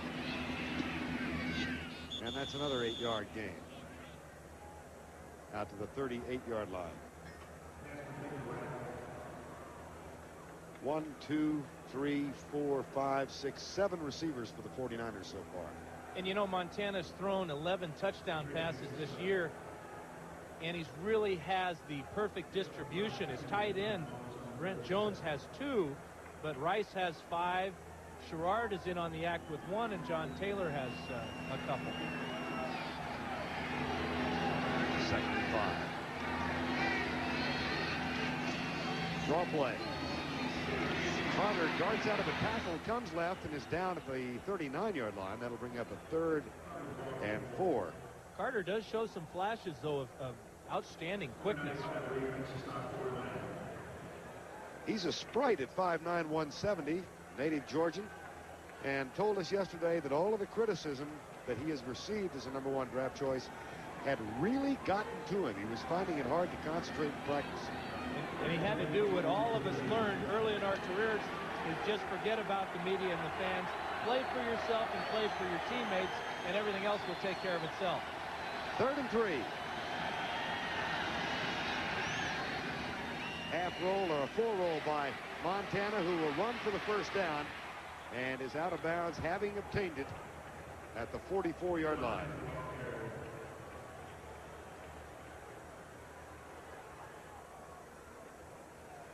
Montana showing good speed to get out there on the bootleg and broke the tackle of rookie Darian Connor. Saved himself a bruise or two there. Thus far in the first half, 31 passes and 10 rushes. The Falcons also throwing much more than they are running. I told you he'd throw it 60 times, That's didn't right. I? Halfway there.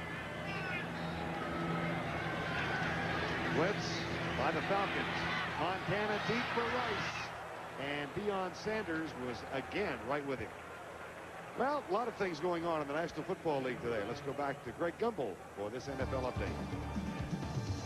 Got a good one for you, Vern. At Tampa, Green Bay's Don Majkowski intercepted by Harry Hamilton, but watch the ball pop loose and watch the scramble into the end zone. Players from both teams and an official in the mix. Jeff Query of the Packers comes up with it, and the Pack is on the board. They still trail 19-7 in the 3rd. Let's go back to Atlanta. That looks like a little bit like the block punt we had here earlier in the first half. 31-21 our score. 10:48 to go. 2nd down and 10.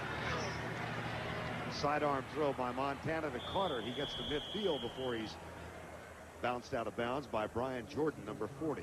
He really called that perfect, Vern. He really came down, or as they say in baseball, dropped down. And the reason he had to do it, he wasn't trying to brush anybody back. He was trying to get it under Mike Gann's arms on the right side of the screen here. Gann gets away, gets both arms up, but Montana went right by his armpit. Complete that ball. And another 3rd down. This time the need is 4 yards. Pierce Holt getting some medical attention on the 49er sideline. 3rd and 4, 10:21 to go. 3rd quarter. Blitz is coming. Montana back. Great protection. Gets it go left side. Caught by Rice. Oh, what a great job by the offensive line.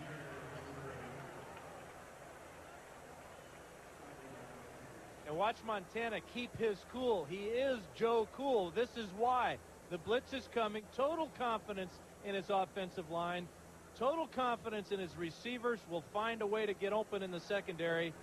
And a lot of confidence in his own abilities to get him the ball. Jerry Rice with 8 catches for 144 yards, 3 touchdowns. He needs that rest. Wow. It's a little warm here in Atlanta. First down at the 40. Sherrard in. Toss goes to Carter on the sweep. And in San Francisco, they are now hollering, "No more sweeps." Well, it's not a bad call. You see the play before. The Falcons came right up the middle on the blitz, and that's why they're running the sweep. They're trying to get outside. But one of the problems is at the point of attack on that corner there, they're not getting good enough blocking. That time, the rookie Darian Connor, number 56, fought off Rathman's block, and really Carter had nowhere to go. 49ers just pick. This will be the 11th play of the drive. And it's only covered 39 yards. Deep left side. Sherrard has it in and out of bounds at the 10-yard line. Charles Dimry again the victim. He won't sleep for a week. Yeah, but he might get a game ball. He might get it from San Francisco. Sherrard on the corner route this time. Man-to-man coverage in the secondary. Or is it? It's man coverage, but not close enough. Sherrard has a couple of interesting nicknames that his teammates have given him. Venus flytrap, because he's got the great hands, but also kind of the gallows humor. Call him the Rector set because of all the pins and needles that are stuck in his broken leg. 1st and 10 from the 14. Montana wide open. Jerry Rice. That's 5 for Joe, 4 for Jerry. And you wonder if the Falcons have anybody else to play corner. We saw Roland Mitchell, number 39, has an ice pack on his hamstring. So it's Dimry A lot of smiles and laughs on the 49ers sideline as Montana just makes it look too easy. It's not this easy, folks. Great time to throw. Perfect pass. Big hands of Rice. And that's 5 for Joe. Scott Case and Jerry Glanville. Which of these teams runs the run and shoot? Oh, isn't that the truth? Extra point is good. Joe Montana's 5 career touchdown passes equals his career high. 5 today, that is. Sack. 24 of 35. Gaudy numbers. Yeah, but he's thrown an interception. He's not perfect. Here's the kickoff. Sanders at the goal line. And he's down at the 23, and Chris Miller and the Atlanta Falcons will come on the field. First part of our doubleheader today. Most of you will see the Giants at Washington. The Giants, the other undefeated team in the NFL, going into today's action. The Redskins are 3-1, and the Dallas Cowboys will be at Phoenix. That's the second part of our CBS doubleheader. Check the local listing for the game in your area. Doug Shively, the defensive coordinator of the Atlanta Falcons, searching for answers.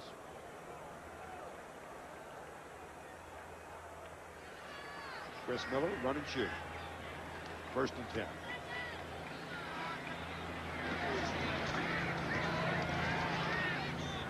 Wide open.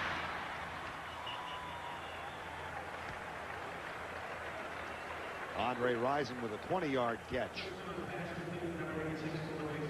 You know, Chris Miller came Dixon. into this game as the NFC Offensive Player of the Week last week. I think we can already pick this week's winner. But good protection. Again, the roll to the strong side, coming back and throwing against the grain. And Dixon does a nice job of settling down between players, finding the dead area in the zone, picking up the first down. Dixon instead of Rison for the 20-yard gain, and it's a 1st down and 10, 38-21.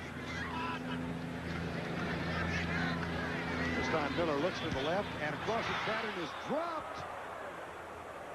Romanowski had it in his paws. I think he had it in his jaws. That ball went right through. Miller, I know, does not see number 53, as he's just hiding there, mirroring the quarterback. That ball went right through to the face mask. Romanowski can't believe it.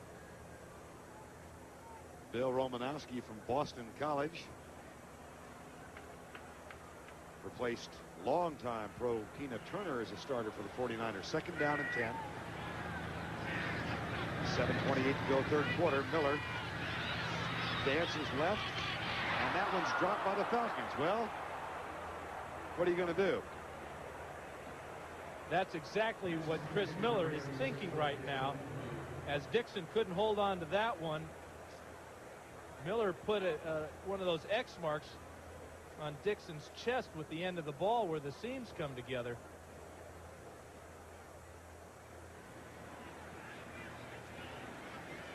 That brings up a 3rd down. 38-21. Falcons trail by 17. They got to within 7 just before halftime, but the last 10 points scored by the 49ers. 56-yard field goal by Cofer as the half ended.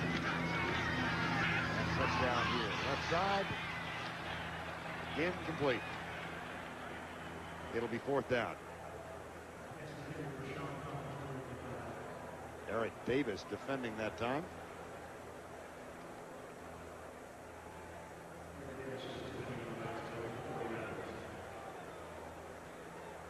John Taylor is back. Scott Fulhag is on to punt.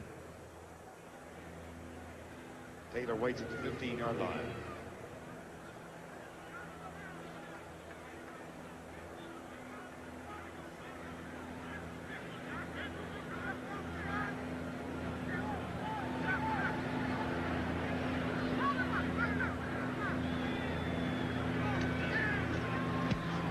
Off the side of his foot. That's the first poor punt for Scott Fulhag. Scott Halfhag. We need a timeout. 7:10 to go, 3rd. Capital of the state of Georgia glistening in the sunlight. The picture is taken from the Fuji blimp flying overhead Atlanta Fulton County Stadium. The cameraman today is Bob Mickelson, and the Fuji blimp being piloted today by Glenn Hollander. And that Capitol glistening like the arm of Joe Montana. Backs in the eye. Now they shift. Michael Reed gets to Montana.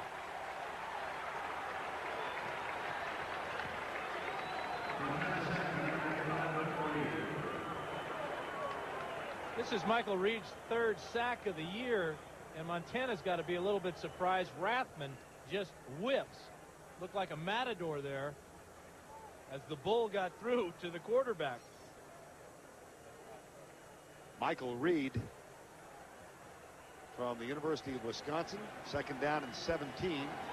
That's the second sack of Montana today. This time split backs, loss of 7. And here we go.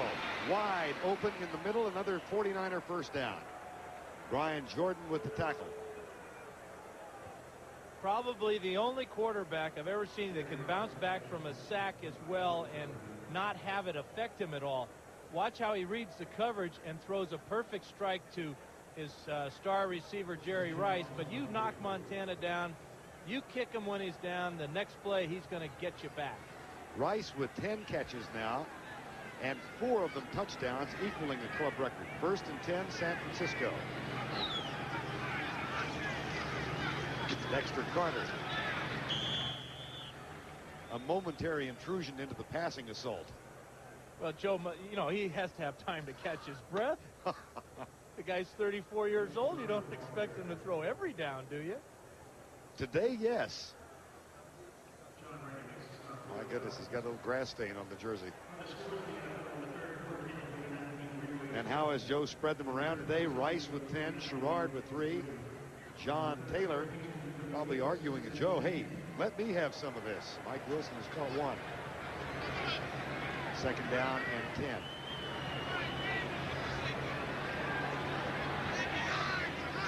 Rice in motion. 5-step drop by Montana. Carter in traffic across the middle. Pretty good coverage then from Mitchell.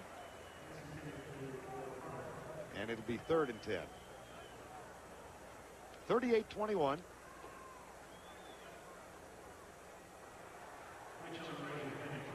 It was 31-21 at the half, and then Montana and the air assault opened up the 3rd quarter with a long drive, resulting in a Jerry Rice touchdown. Well, your Chargers are doing well against the Jets today. Found some offense finally. 3rd and 10. Falcons might be coming with the blitz. They are. Montana sacked and dropped at the 30-yard line. That's the 3rd sack today. Darian Connor, the rookie linebacker. But you notice Montana didn't just throw that ball up for grabs. He's in trouble, and he knows it almost from the outset here. He sees the pressure coming from his right, and now he could have thrown it right there, but the veteran, wise quarterback that he is, he said, well, listen, it's just a sack.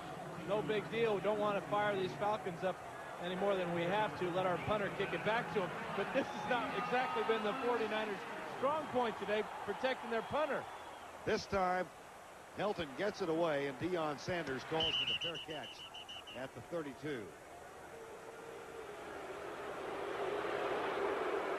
I'm not sure, but I think they're booing Deion Sanders for calling for a fair catch. You bet. Haven't been in the World Series for a while, but they do have an memorialized in statue. That was the statue of Hank Aaron outside of Atlanta Fulton County Stadium.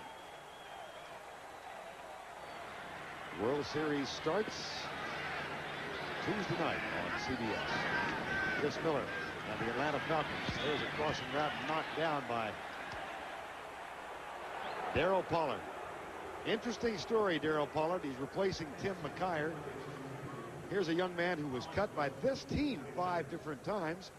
Was one time a running back at Weber State. He just tenaciously hung on and earned the starting spot. And he has great help in that secondary, and primarily from Ronnie Lott. Ronnie Lott takes a lot of heat from the media, takes a lot of blame on his own shoulders to help protect players like Darryl Pollard and Don Griffin. He knows how difficult it is to play on the corner. Second down and 10. 38-21.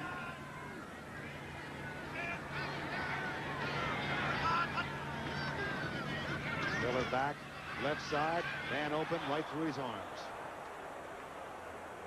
Sean Collins, number 25. And they're getting Chris Miller a little angry. Yeah, I mean, you can't throw it any better than that, and it didn't even look like Collins slowed the ball down at all. Talk about baseball, a player whiffing on one. You don't see many wide receivers whiff on the ball. That one just right through his arms. Collins, one of 2 number 1 draft choices a year ago, goes left. 3rd and 10. 4:36 to go. Quarter number 3.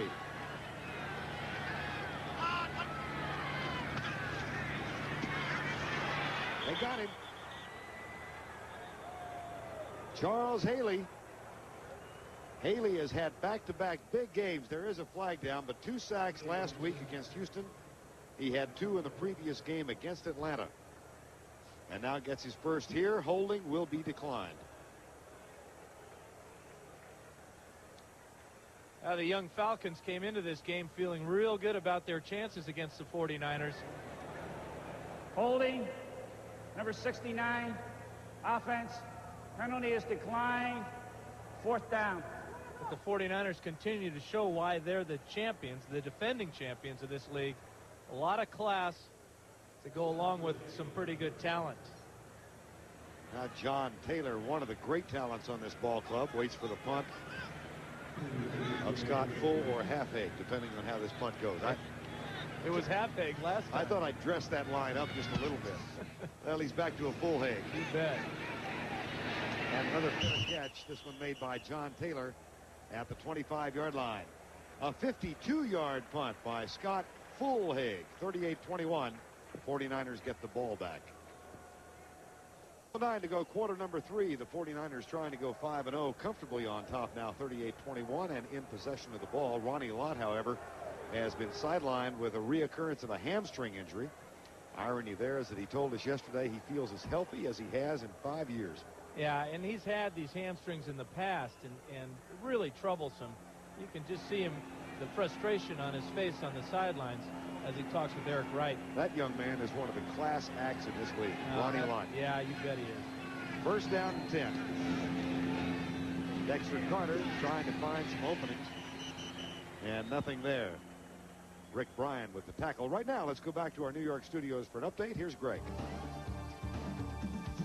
All right, Vern, at Tampa, Don Mikowski looking left, throwing left. Nobody there but Wayne Haddix, who returns it 29 yards for the touchdown. 26-7, and the Green Bay Packers have just come back to score a touchdown. It's now 26-14 Bucks in the 3rd. Let's go back to Atlanta. Well, down the road here, Tampa Bay is going to be at home to Chicago, and that's going to be a highlight football game. Tampa Bay is for real despite their loss last week to Dallas. Dallas has improved. It's 2nd down and 10.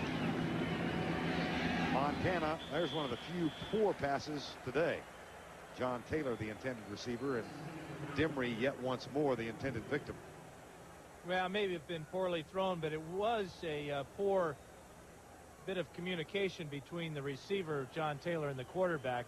Are you, as a quarterback, blaming the receiver? Is that what you're trying to tell me? No, you look at the quarterback after he throws it, and especially a guy like Montana. If he stares down the field at his receiver, that usually tells me that, hey, some kind of funny route. Yeah, I wanted you to do something else. If Joe Churt looks away or points to himself, then you know it's his fault. 3rd and 10. That time he looked at Taylor. Montana up deep left side for Rice. Caught, of course. That's the 11th catch for Jerry Rice. And it's a first down, San Francisco, after a gain of 22 that puts Joe Montana right on the verge of a 400-yard passing day. And remember, the all-time record is 5:54, and we're still in the 3rd quarter. It's a corner route again. Again, it's to Rice, and again, Charles Dimry is the cover man. Bless him, I think we have said all we need about Charles Dimry in the kind of day. 4 touchdown passes for Jerry Rice. We'll be saying more about him and 395 yards throwing now for Joe Montana. 395. First and 10.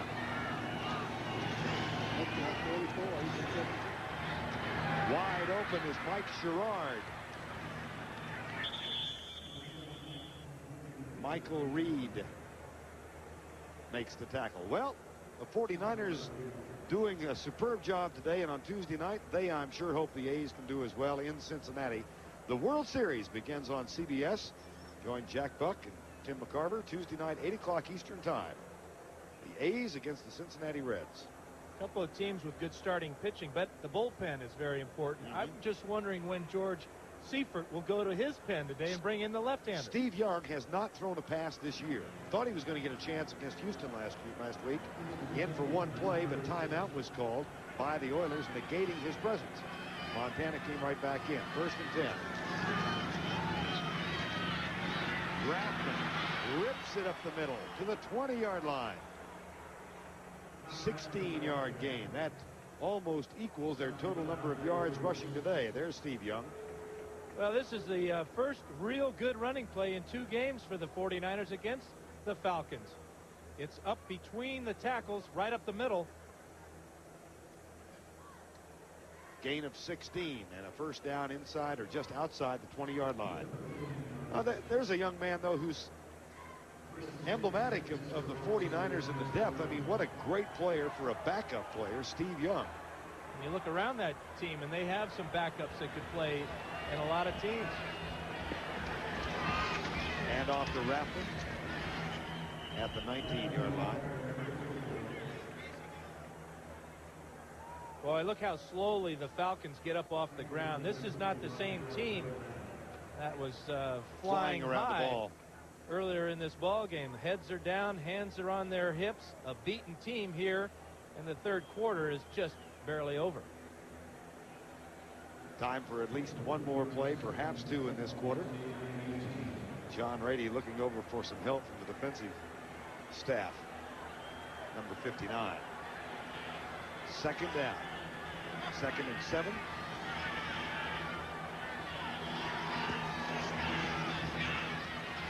Montana. Brent Jones. That's another first down. It'll be first and goal. And Montana nears 420 yards in this game.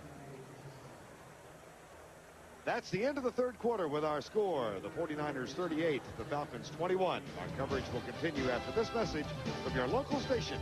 You're watching the NFL on CBS. 422 yards. Jerry Rice has caught 4. Back split the Falcons coming on the blitz. Montana buried at the 15. That's the 4th sack today. Darian Connor and John Rady, along with the rookie Torrey Epps, got there. Montana knows the blitz is coming, but once he pulls this ball back down, he's dead duck.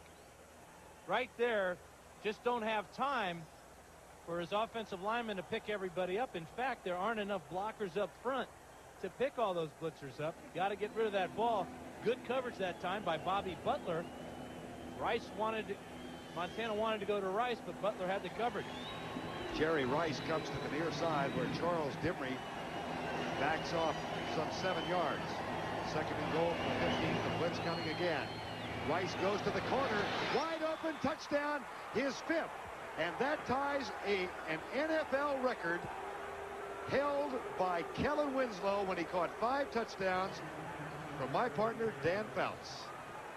Well, and let's include Bob Shaw in this, and now Jerry Rice. But this was a corner route by Rice. Dimry's looking for the post. Watch the move right about the 10-yard line. Montana's going to pump it right there. Dimry bites on it, slips down. Rice has 5. 49ers, another 6. Extra point coming from Kofer.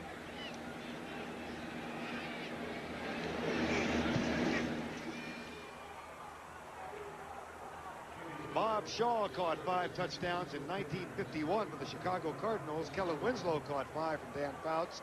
Now Jerry Rice has done it.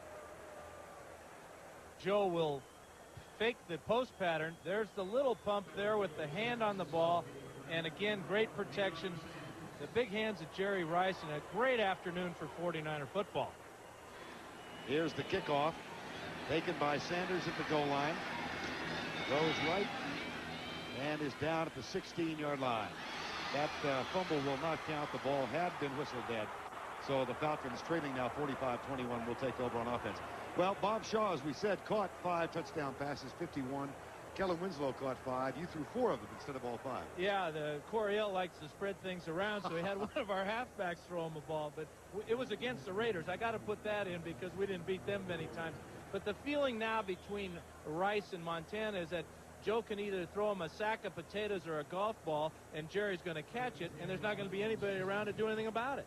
Well, awesome is an oft-used and overused word, but this has been an incredible performance today by 2 of the great players in the NFL, Rice and Montana, and 14:25 still to go.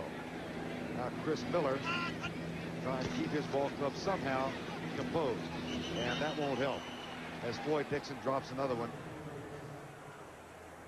And Miller has a chat with Tom White, and it was not a happy birthday. That's 5 drops for Glanville's boys today. 25-6, 38-17, Houston winning. Just as a footnote to all these records we are seeing, Joe Montana with 436 yards so far. His career high is 458, and he is chasing the NFL record of 554 set by Norm Van Brocklin 39 years ago, if George Seifert elects to keep him in the game. Miller going deep, flag is down, and the receiver is wide open. George Thomas, if the play stands, there is a flag back at the 35. Thomas has already blocked 2 kicks today. Now check the infraction. Thrown in the secondary. Could be against the 49ers.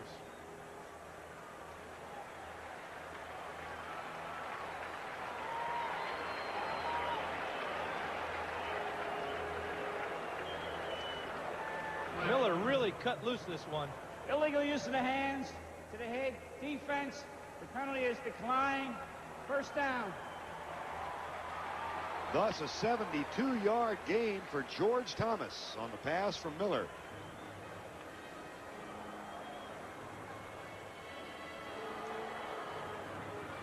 Miller is just going to say, oh, the heck with it. I'm just going to throw this as far as I can. He sees Thomas down the field with the coverage, but the defensive back, Dave Waymer, let Thomas get way, way behind him, drop the coverage, and if not for Johnny Jackson, Thomas would be in the end zone. After that 72-yard pickup, first down out of the shotgun, Miller throws it away.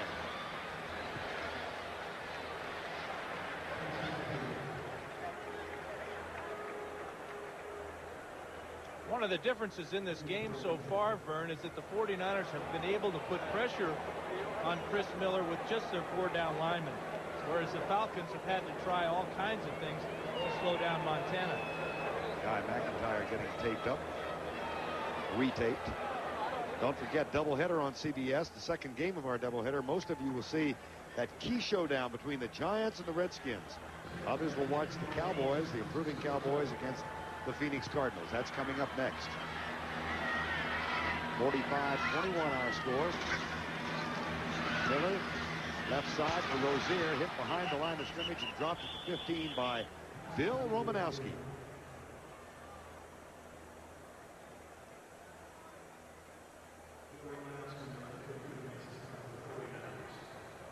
Romanowski has the coverage all the way on Rozier. This is a little screen off the red gun offense, and this is a real big hit for Romo. That brings up a third down. Romanowski, who denies that he was only surfing on 2-foot waves after having been taught by Ricky Ellison. Yeah, I'll get to that one. 3rd and 13. Four-man rush again. Miller goes left side. Diving try at the 1. Andre Rison makes the catch.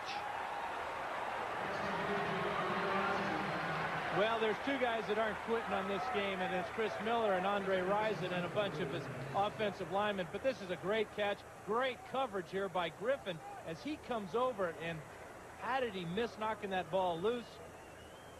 Rison spun away from the referee as that ball came in, and he hit the ground, made the catch, and almost got in the end zone. Just short, though. It'll be 4th down. Looks like they've tried to straighten the poles out, too, huh? Yeah, if you weren't with us in the first half, one of those first down markers got bent out of shape in a collision. Now Rison with 5 catches. That gives him 34 for the season. And Broussard and Tracy Johnson will come in the backfield. Jerry Rice, by the way, has tied Rison through this game. Tom White with a message to the fans. Well, he told the fans that Chris Hinton, who's normally a tackle, will now move to tight end. He has to report, and that's the message that Tom White gave all the fans except for us. You're a heck of a lip reader from this distance. 4th and inches from the 3. Play fake. Miller deep in the end zone for Wilkins, the tight end. Caught, touchdown. Gary Wilkins, that's only his 4th catch this year. And that touchdown might keep Steve Young on the 49er bench. Number 87 is Gary Wilkins, and there's a couple of receivers that Miller could have thrown this one to, and a couple of defensive backs, but Romanowski a little bit late on the coverage, and that was great concentration by Wilkins with a linebacker flying at his face as well as the ball. Fulhaig will hold, and Greg Davis will kick. 45-28. Wilkins with his first touchdown catch of the year, his 4th catch of the season. 11:58 remaining. 12 minutes remaining, 4th quarter. 45-28. 49ers continue to lead the Atlanta Falcons. But Chris Miller just found Gary Wilkins with a touchdown pass. Here's Greg Davis with a kickoff. Short. And taken at the 20. Dexter Carter out to the 30-yard line. Well, football today. And then the World Series coming up. Game 1 Tuesday night, 8 o'clock Eastern time. The Oakland A's at Cincinnati. Well, you said it wasn't going to go 4. You think the A's will still win the series ultimately? Well, I think they have a better secondary than the rest. Than the Falcons? Yeah. Is that what you were thinking? Oh, I tell you what, I like to see home runs. I don't care who wins, but the A's seem to have too much talent. Spoken like you're running for Congress. Plus that Dave Stewart, my goodness, he's as good as Montana. Flag is down. They'll bring the play back. Saw the graphics that Joe Montana is chasing a 39-year-old National Football League record. Career high of 6 touchdown passes today. He needs 118 to surpass Norm Van Brocklin. False start, right tackle, 5 yards, still 1st down. And in that light, Vern, you wonder with a 17-point lead here in the 4th quarter, if Seifert is letting Montana play for that record, or he really believes that the Falcons are still in this game. But why not give Steve Young a chance to play right now? He needs the experience. Has not played at all this year. And that's a very valuable man out there in a game that's already been decided. 1st and 15. They hand it off to Dexter Carter. Nailed at the 20. See, and now the 49ers are going to try and run the ball, and they're not going to have any success doing that. So it's still going to be on Montana's shoulders to throw the ball. He's going to be back in the pocket and may be exposed to injury. You never know in this ball game. I'd get him out of there. But I also, in the back of my mind, would like to see him give that record a shot. Yeah, I would too. Norm Van Brocklin, 39 years ago, 554 yards passing. 2nd down to 17. Flag is down again. They'll bring this play back. And it would be, well, overthrown. Jerry Rice. We've used the term for Charles Dinnery, beleaguered. Well, he had good coverage on him, though, that time. This appears to be against the 49ers' illegal motion.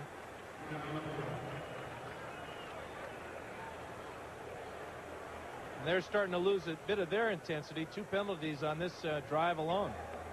Illegal motion. Offense.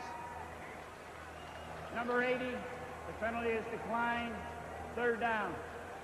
So they did not bring the play back. It was allowed to stand. The play would have come back had it been successful. And it'll be 3rd and 17. Steve Young sends in the play from the bench.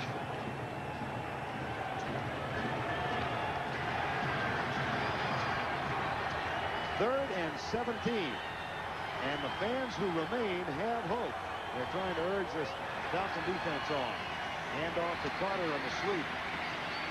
Carter dancing through the secondary is dragged down at the 32. It will be 4th down. Brian Jordan with the tackle.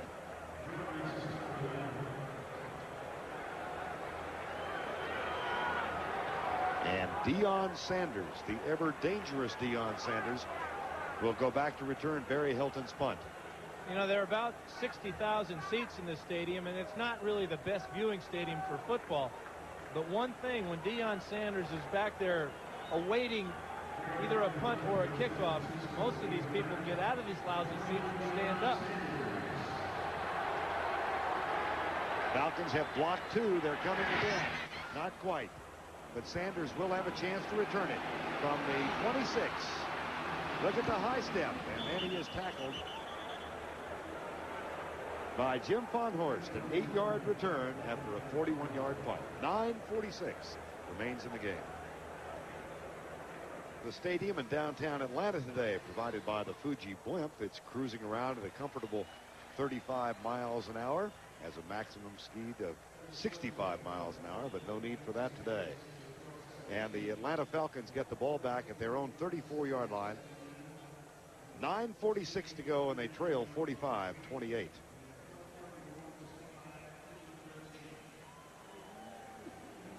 Johnny Jackson and Chet Brooks, the safeties, will play way back. And Miller will operate with the red gun. Ronnie Lott on the bench with a hamstring. Miller will run. Romanowski will chase, and Romanowski catches up with him at the 41-yard line. I guess I ought to get back to that Romanowski story about the surfing. The surfer from Boston College. Yeah, well, I'm a budding Jimmy Olsen, so I asked the other party involved in this story. Yes, reporter. Ricky Ellison. Right. Of the Raiders about the story that he took Romanowski out in 10-foot waves for the first time at Santa Cruz. And Ellison said 10-foot. Those were 2-footers. Romanowski doesn't know. That's another one of those who really cares stories. It's like the running game of the 49ers. 2nd and 3. Dropped again. Well, Miller's going to sue for non-support. That's 6 drops today. And a couple of them from Sean Collins. Chris Miller's had a fine day. 1831, 291 yards, 3 touchdowns. And he'll go over 300 yards now for the 3rd week in a row. That's a byproduct of this system, but also the fact that he is maturing. He's going to be a fine quarterback. These young receivers, Andre Rison and Collins, has had an off day, but they have the ability to put some points on the board. And they've been very fortunate today to have sat in on a class from Professor Montana and faculty. 3rd and 3. Draw play. Rozier got the first down. That keeps the drive alive at the 45-yard line. The tackle made by Bill Romanowski. And the Falcons will go without the huddle. Hurry up offense with just under 9 minutes to go in the ball game. 1st and 10, Atlanta. Flag is down. The pass caught by Sean Collins. Now we'll check the infraction. Eric Davis made the tackle, number 25. And Miller is down and almost out. His helmet's off, and he is in real pain. Real pain. And he's not moving that right leg either. Don't want to speculate, but when something ain't moving, it ain't working.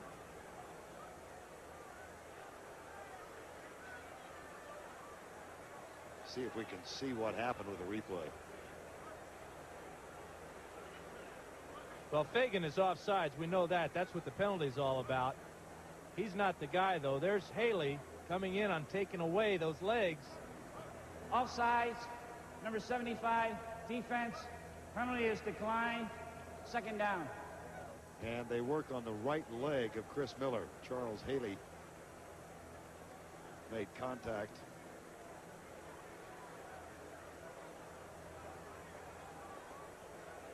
They're checking out his right knee. Scott Campbell, a one-time starter at quarterback here in Atlanta, is the backup. 5-year man from Purdue. He has not played at all this year.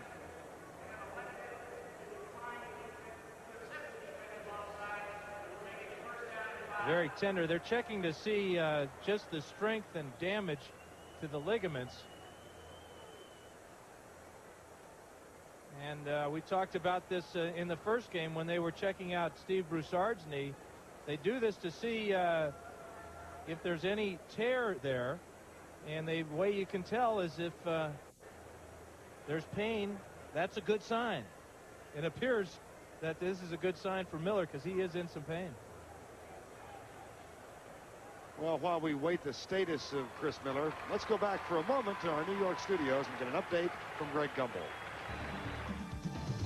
All right, Vern, at Kansas City, Heisman Trophy winner Andre Ware gets a chance to play, throws his first touchdown pass, an 8-yarder to James Wilder, but the Lions still trail the Chiefs 36-24 in the 4th. Let's go back to Atlanta. Vern Lundquist and Dan Fouts. All right, Greg. Chris Miller being assisted off the field, favoring that right knee. And further on that point, what I said is it's good news that he's in pain. That may not sound right, but if there's no pain, that means the ligaments are gone, so there's nothing to feel there.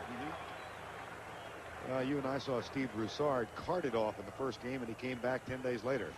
Here's Scott Campbell's first pass in the 7th drop by the Falcons today. This time it's George Thomas, and they will take Chris Miller into the Atlanta locker room. Well, this 49th birthday for Jerry Glanville will be one that he'd like to forget. Not only has his team given up 45 points, he's losing a star quarterback. Hope he won't be out long, but you never know with those knees. And while Chris Miller disappears into the tunnel, his Falcon teammates come up with a 2nd down and 5. Campbell operates out of the shotgun. Left side, Sean Collins has the catch. And a first down at the 49er 30-yard line. Nice play. Well, you know, Campbell has watched Miller throw and operate out of this red gun. He's just waiting his chance. That's a beautiful throw. Campbell's first pass completion, his 2nd pass thrown in 1990. And the clock shows 8:15 and counting. Steve Young is warming up on the 49er sideline.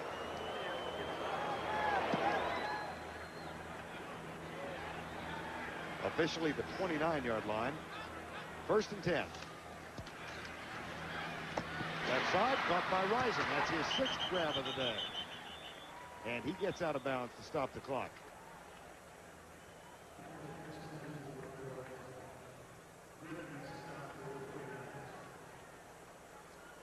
The clock stopped with 7:56 remaining. Don't forget the doubleheader. Most of you will see the Giants and the Redskins coming up next. Others will see the Cowboys against Phoenix. Giants and Redskins, the Giants 4-0. Looks like the 49ers will go 5-0, and New York will have a chance to equal that record. I'll bring this play back.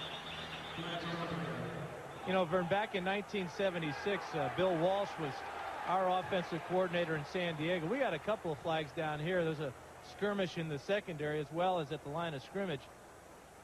But we were often in this situation as a losing team back in those days, and Walsh would talk to the quarterback on the sidelines, talk to me.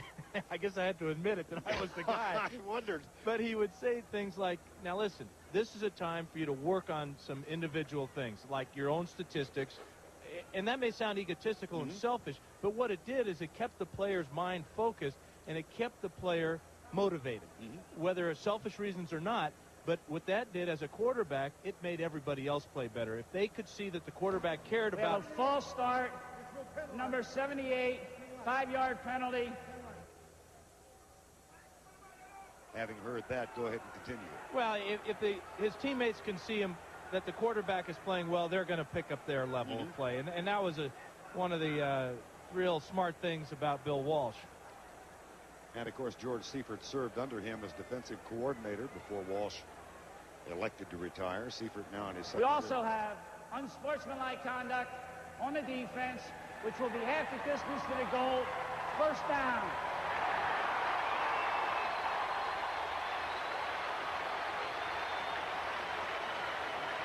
You know, if the Falcons were to go in and score here, we got a 10-point game. Yes, sir. And there's 7.5 minutes to go, so don't go away, huh? Not yet. From the 13, first and 10.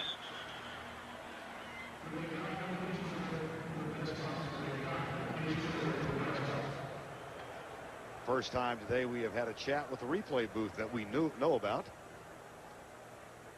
And the umpire, Ed Fiffick, is chatting with them right now. By the way, just a footnote to these officiating crews. See the number 60 on the armband? We'll tell you about that After after we further hear. review, we'll continue play. That number 60 is being worn by this officiating crew and all others in the league in honor of Dick Jorgensen from Champaign, Illinois. Dick Jorgensen passed away this week. He was one of the outstanding referees in this league. Those of you familiar with the popular "You Make the Call" commercial, that is Dick Jorgensen, who signals "You Make the Call" every week. Yeah, a guy that was always in control, very classy gentleman. We wish him and his family the best. Or his family, that is. Here is Scott Campbell. Caught, touchdown! Andre Rison.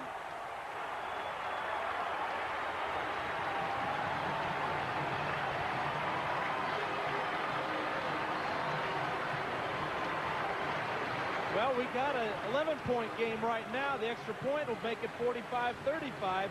Rison's the inside receiver. We talked about how many catches this position's going to make. Watch the double coverage.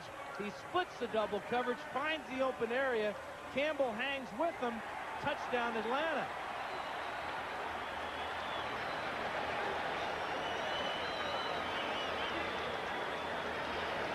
Rison beats double coverage. Just his second year in the league, playing like a seasoned veteran. Like the other guy wearing number 80 today.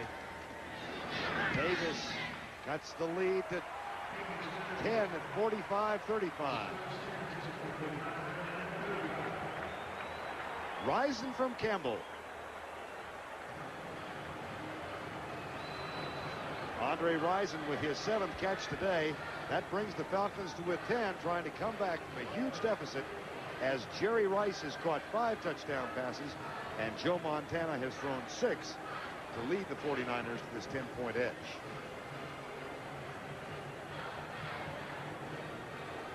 .7:14 remaining in the ball game. And I think as Jerry Glanville has done the last 2 times the 49ers have scored, he has his entire team surrounding him. This is about his 4th pep talk he's had to give the team. Finally, they're starting to work.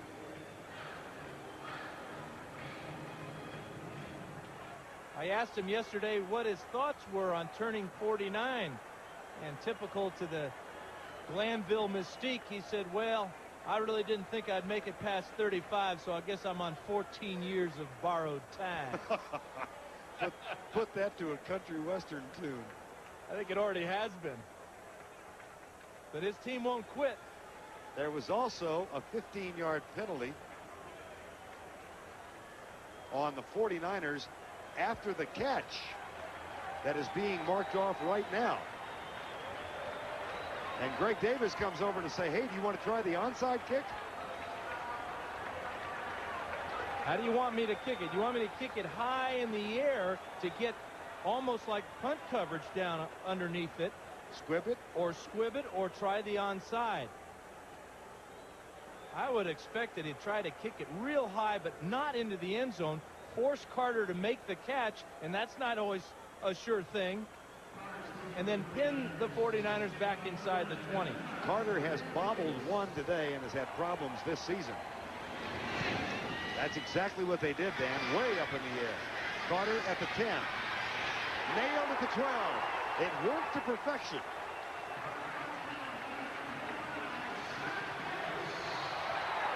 Scott Case the man who made the tackle. Well, follow us through the scoring summary. Jerry Rice from Montana, 49ers up 7-0. Risen, 75 from Miller, tied it. Then the 49ers got another TD pass to Jerry Rice. That made it 14-7 first quarter. A block punt return by Bobby Butler tied it at 14-14. Sherrard from Montana, 21-14. Rice from Montana, 49ers up by 14. And then we'll continue shortly. Yeah, you were getting redundant there, pal. Joe Montana, short and dropped. Jerry Rice, the intended receiver. When we left you, it was 28-21. Milling after a 5-yard pass from Miller. And then just before halftime, Mike Coper's 56-yard field goal made it 31-21. In the second half, Montana to Rice, the lead was 17. Shortly after that, Montana to Rice, the lead was 24. And then the Falcons came back. Wilkins from Miller to make it 45-28. And Risen from Scott Campbell, that's where we sit right now, 45-35. Second and 10. Dexter Carter darts left. Out of bounds. Forced there by John Rady. But here's a case where the new rule on going out of bounds comes into effect. 6:57 to go. The clock will be restarted. In the old days, just last year, the clock would be stopped here, and that'd be an advantage for Atlanta. Now the official will signal the start of play. There it is. Now that rule doesn't apply once they get inside 5 minutes. Then the clock would remain stopped. But the 49ers have definitely lost their edge. Third and 12. They still lead by 10.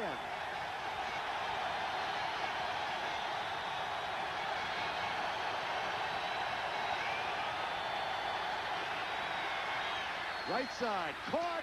Brent Jones, first down at the 25-yard line. You know, Montana's made some big throws today, but none bigger than this one. Going to his tight end, seeing that his two wideouts are going to be double covered here. Number 84 is Jones. He'll go down the field just far enough to pick up the necessary yardage. But was Montana throwing it to Rice? That ball might have been intercepted by Brent Jones. Brent Jones said, my turn. He's already caught 12. Montana with 452 yards now. Needs 102 to pass Van Brocken's record. Needs 6 to break his own club record. They'll keep working on the clock. Rathman across the 30 to the 31. That's really smart play call. Did you notice how the 49ers got into almost a short yardage situation, brought the ends in tight, and then elected to give the ball to their big 230-pound fullback behind the 330-pound left tackle, Bubba Paris, excuse me. All that weight got to me. Glanville works in his defensive team. Clock still running, 5:09 remaining in this one. A 10-point edge. Second and 5. That's Rice in motion. Montana hands it to Rathman, stuffed behind the line.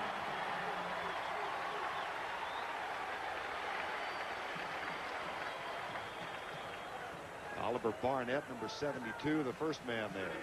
There used to be an axiom in football that if you ran one play well, especially a running play, is you'd go right back to it. That time the 49ers went back to it, the same play, but they went to the other side of the line. Well, Atlanta chooses to stop the clock with 4:44 remaining. They use one of their 3. And George Seifert's 49ers will have a 3rd and long forthcoming. Third down conversions. They're an outstanding 7 of 10 so far today. Yeah, they've been pretty good on all those conversions today. But it's funny how a ball game goes. It looked like the 49ers completely had this one wrapped up, but if you break it down into halves, the Falcons have scored 14 and the 49ers have scored 14 in the second half. So the things are working better for Glanville's troops and not as well for Seifert's. Back to play now following the short timeout. 3rd and 7. Blitz. Montana across the middle. Brent Jones again. First down at the 40. You know, you think you've got him stopped, and he keeps coming back because he's got players that he can deal the ball to at any time with the equal amount of confidence. There's Jones. Montana reads the blitz again. You've heard us say it all day long. But he's the toughest quarterback ever to beat blitzing or playing zone. And you ask coaches around the league, how do you stop him? And the one thing they say is you got to make him work all day long. Change your coverages up, back and forth. This is a full day's work. 463 yards now for Joe Montana. That's a career high. The 6 touchdown passes, a career high. And he's only 92 yards away from the all-time NFL record of 554. The season high in 1990 passing is Boomer Esiason. Last week in the overtime game against Los Angeles, the Cincinnati quarterback threw for 490. And it's interesting, neither the 49ers or the Bengals play this run and shoot. Right. And both of them have the same roots in Bill Walsh's system.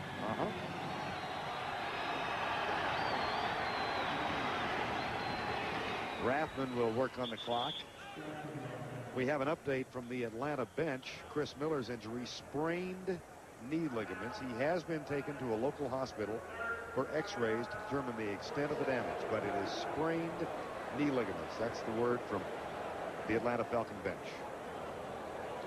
Atlanta stops the clock for the final time now, using their final timeout with 4:25 remaining. Well, we've got football coming up for you next, and then next Tuesday, the World Series. The Oakland A's against the Cincinnati Reds, Tuesday, 8 o'clock Eastern time. Jack Buck and Tim McCarver will be there. Pat O'Brien with a pregame show. The A's and the Reds, Tuesday.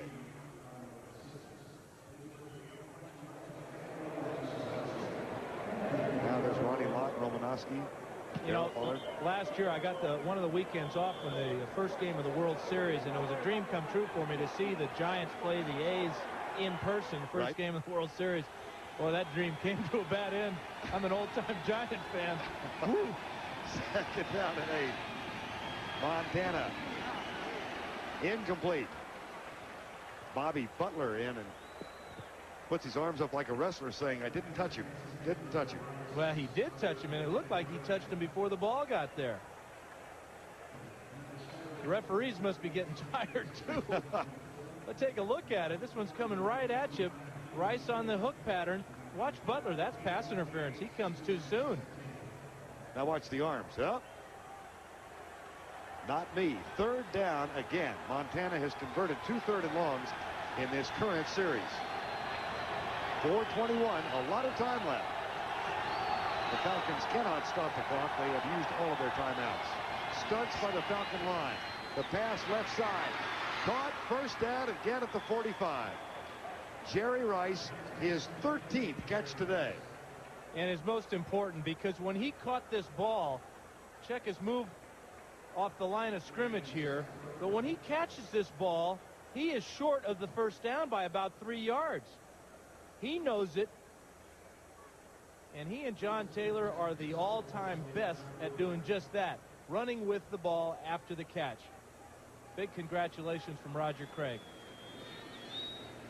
Montana 476 yards as the countdown continues. I would imagine they'll go to the ground again now and try and work on the clock. Sidney and Rathman in the backfield. It's Tom Rathman to the 45-yard line, back to the line of scrimmage. Oliver Barnett makes the tackle. Yeah, that play by Rice put the fork in the Falcons. They're done. No timeouts remaining, no ability to stop the clock. And 3 third down conversions on this current drive. Now they will stop the clock at the 2-minute warning, but that's still a minute away. And with 45 seconds between each snap, the clock is all in favor of San Francisco and this guy. 2nd and 10.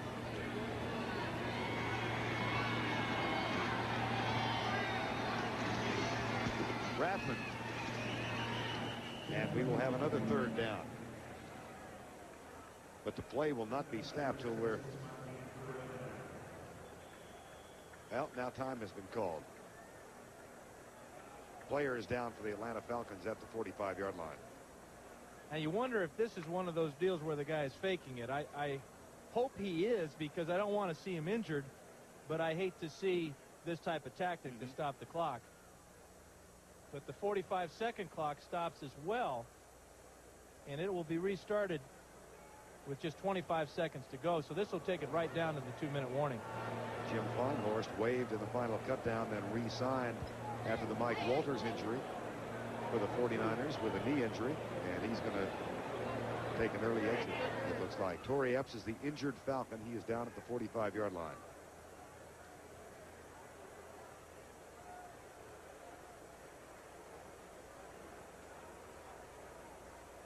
You know, it's interesting because the clock will be restarted with 25 seconds, and that's what Joe's talking about right now.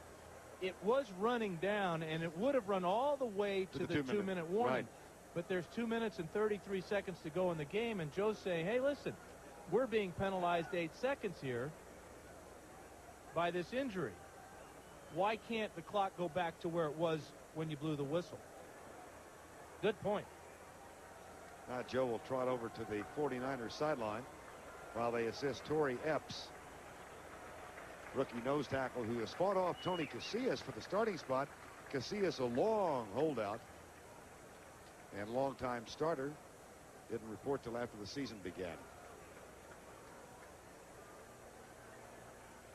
Well, how many times have 7 been thrown in the game? Here they are: Luckman, Burke, Blanda, Tittle, and the most unexpected name on that list has to be the last one, Joe Kapp. 7 in the game. But unless necessary, I don't think we're going to see one today. Another one, that is, from Joe Montana, as they will work on it. They do have 3rd down and 8 right now. And he will throw. And he has a man open, but it's intercepted. John Taylor was the open man, but the pass was over his head, and it's picked off by the Falcons at the 9-yard line. Roland Mitchell gets his 2nd interception of the season. Well, they finally got Montana. It took him all day long, but they forced him to throw up a bad pass. He got rid of it all the way down the field, had both Rice and Taylor there, just getting rid of the ball, basically. And Mitchell did a nice job of keeping his eyes on it and making the pick. So the Falcons get it back, but they are out of timeouts and 91 yards away. And they need 2 scores to tie, 10 points to tie it.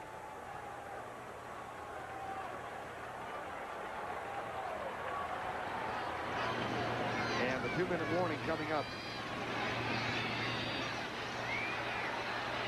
Campbell stops the clock with 2:01 to go.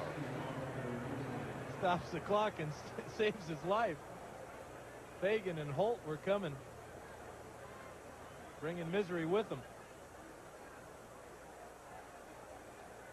2:01 remaining, and they'll get one more play before the 2-minute warning. Torrey Epps on the sideline with that injury. Chris Miller has already been taken to the local hospital for x-rays on his knee ligaments, and that's why Scott Campbell is in, and Campbell has thrown 1 touchdown pass thus far. Ball caught, Andre Rison. That's short of the 1st down, and the 2-minute warning is coming up. The 49ers lead by 10, 45-35, 1:57 remaining in the ball game. Remaining in the ball game, the Falcons will face a 3rd down. Dan and I have been pouring through the official 1990 National Football League record and fact book. It is a fat book. Yes, it is. But it is also a fact book. And you know the amazing thing, I just noticed this. There's a picture of 2 guys on the cover of this, and they're giving each other a high five. You know who they are? Joe Montana and Jerry Rice are on the cover of the official record and fact book, the National Football League. Well, they've become, again, a part of it today. Here's Campbell going left. That pass is caught by Rison, and he's out of bounds, stops the clock at the 23-yard line with 1:51 to go. And that is Rison's 9th catch today. So he came in with 29. He's got 38 thus far.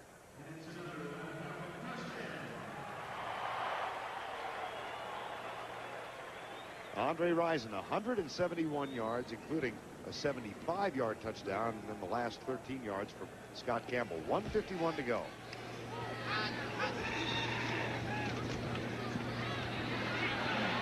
Campbell hit as he lets it go into double coverage, and it's incomplete. Dave Weimer was back there.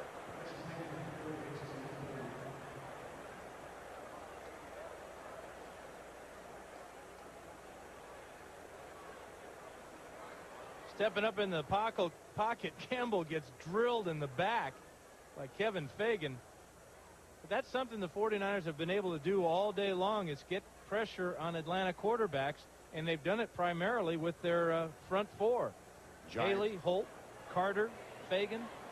Throw in Jim Burt there and Fred Smerlas as well. 1:43 remaining in the ball game. Campbell 5 of 7. And whoa, boy, is he taken down hard. Charles Haley.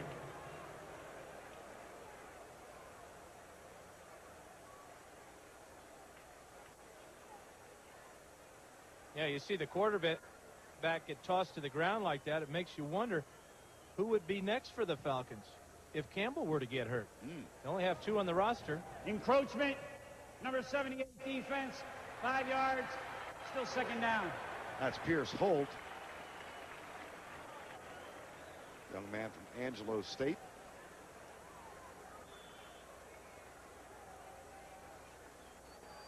And it'll be second down and 5. George Seifert prowling the sidelines. His team about to go 5-0. They're a minute and 40 away, and they're up by 10. Campbell right side. And the pass is caught for the first down, and they stop the clock at the 35-yard line. That's George Thomas again.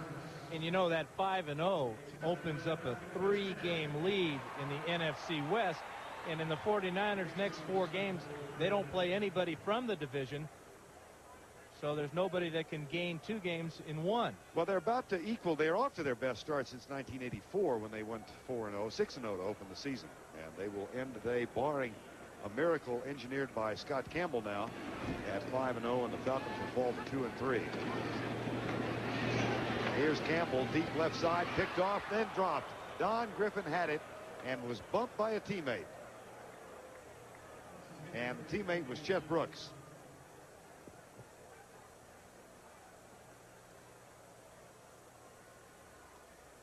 Assuming things stay as they are now, look at the Western Division standings. Atlanta and New Orleans at 2 and 3. The Rams, of course, played later today at Chicago, and they are really struggling. They'll all be fighting for that extra wild card spot now. This division's over. Campbell. James Milling with the catch, and the clock continues to run. 1:18 remaining. Falcons operating with no timeouts left.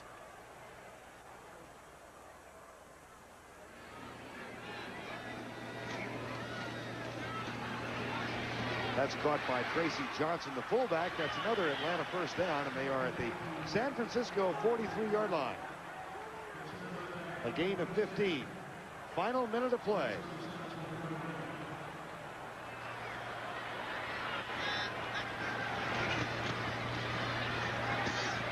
They settle short for Johnson again. The clock cannot be stopped. You know, to show you what type of team the 49ers are, Ronnie Lott is playing with a bad hamstring. They've got all their healthy and semi-healthy bodies out there. Lott and Weimer are playing about 30 yards deep, trying to prevent any long touchdowns. That shows you the type of guy that Lott is, but also the type of team this is. Very unselfish. Well, they're going to make it 24 wins out of their last 26 on the road. The last time they lost was in Phoenix, 1988. Here's Campbell. Broken up at the 2. Dave Weimer. Ronnie Lott was talking about Dave Weimer yesterday. Weimer was a Plan B acquisition from New Orleans. And when Ronnie Lott found out about the 49ers wanting to acquire Waymer, it was at the White House reception last year when President Bush was greeting the Super Bowl champs. And Ronnie found out about it, went right to George Seifert, that is, and said, by all means, get Dave Waymer. He can help our football team. 26 seconds left. Campbell almost picked off at the 15. Don Griffin with his second almost. And Andre Rison and Scott Campbell looking for an interference call that is not forthcoming.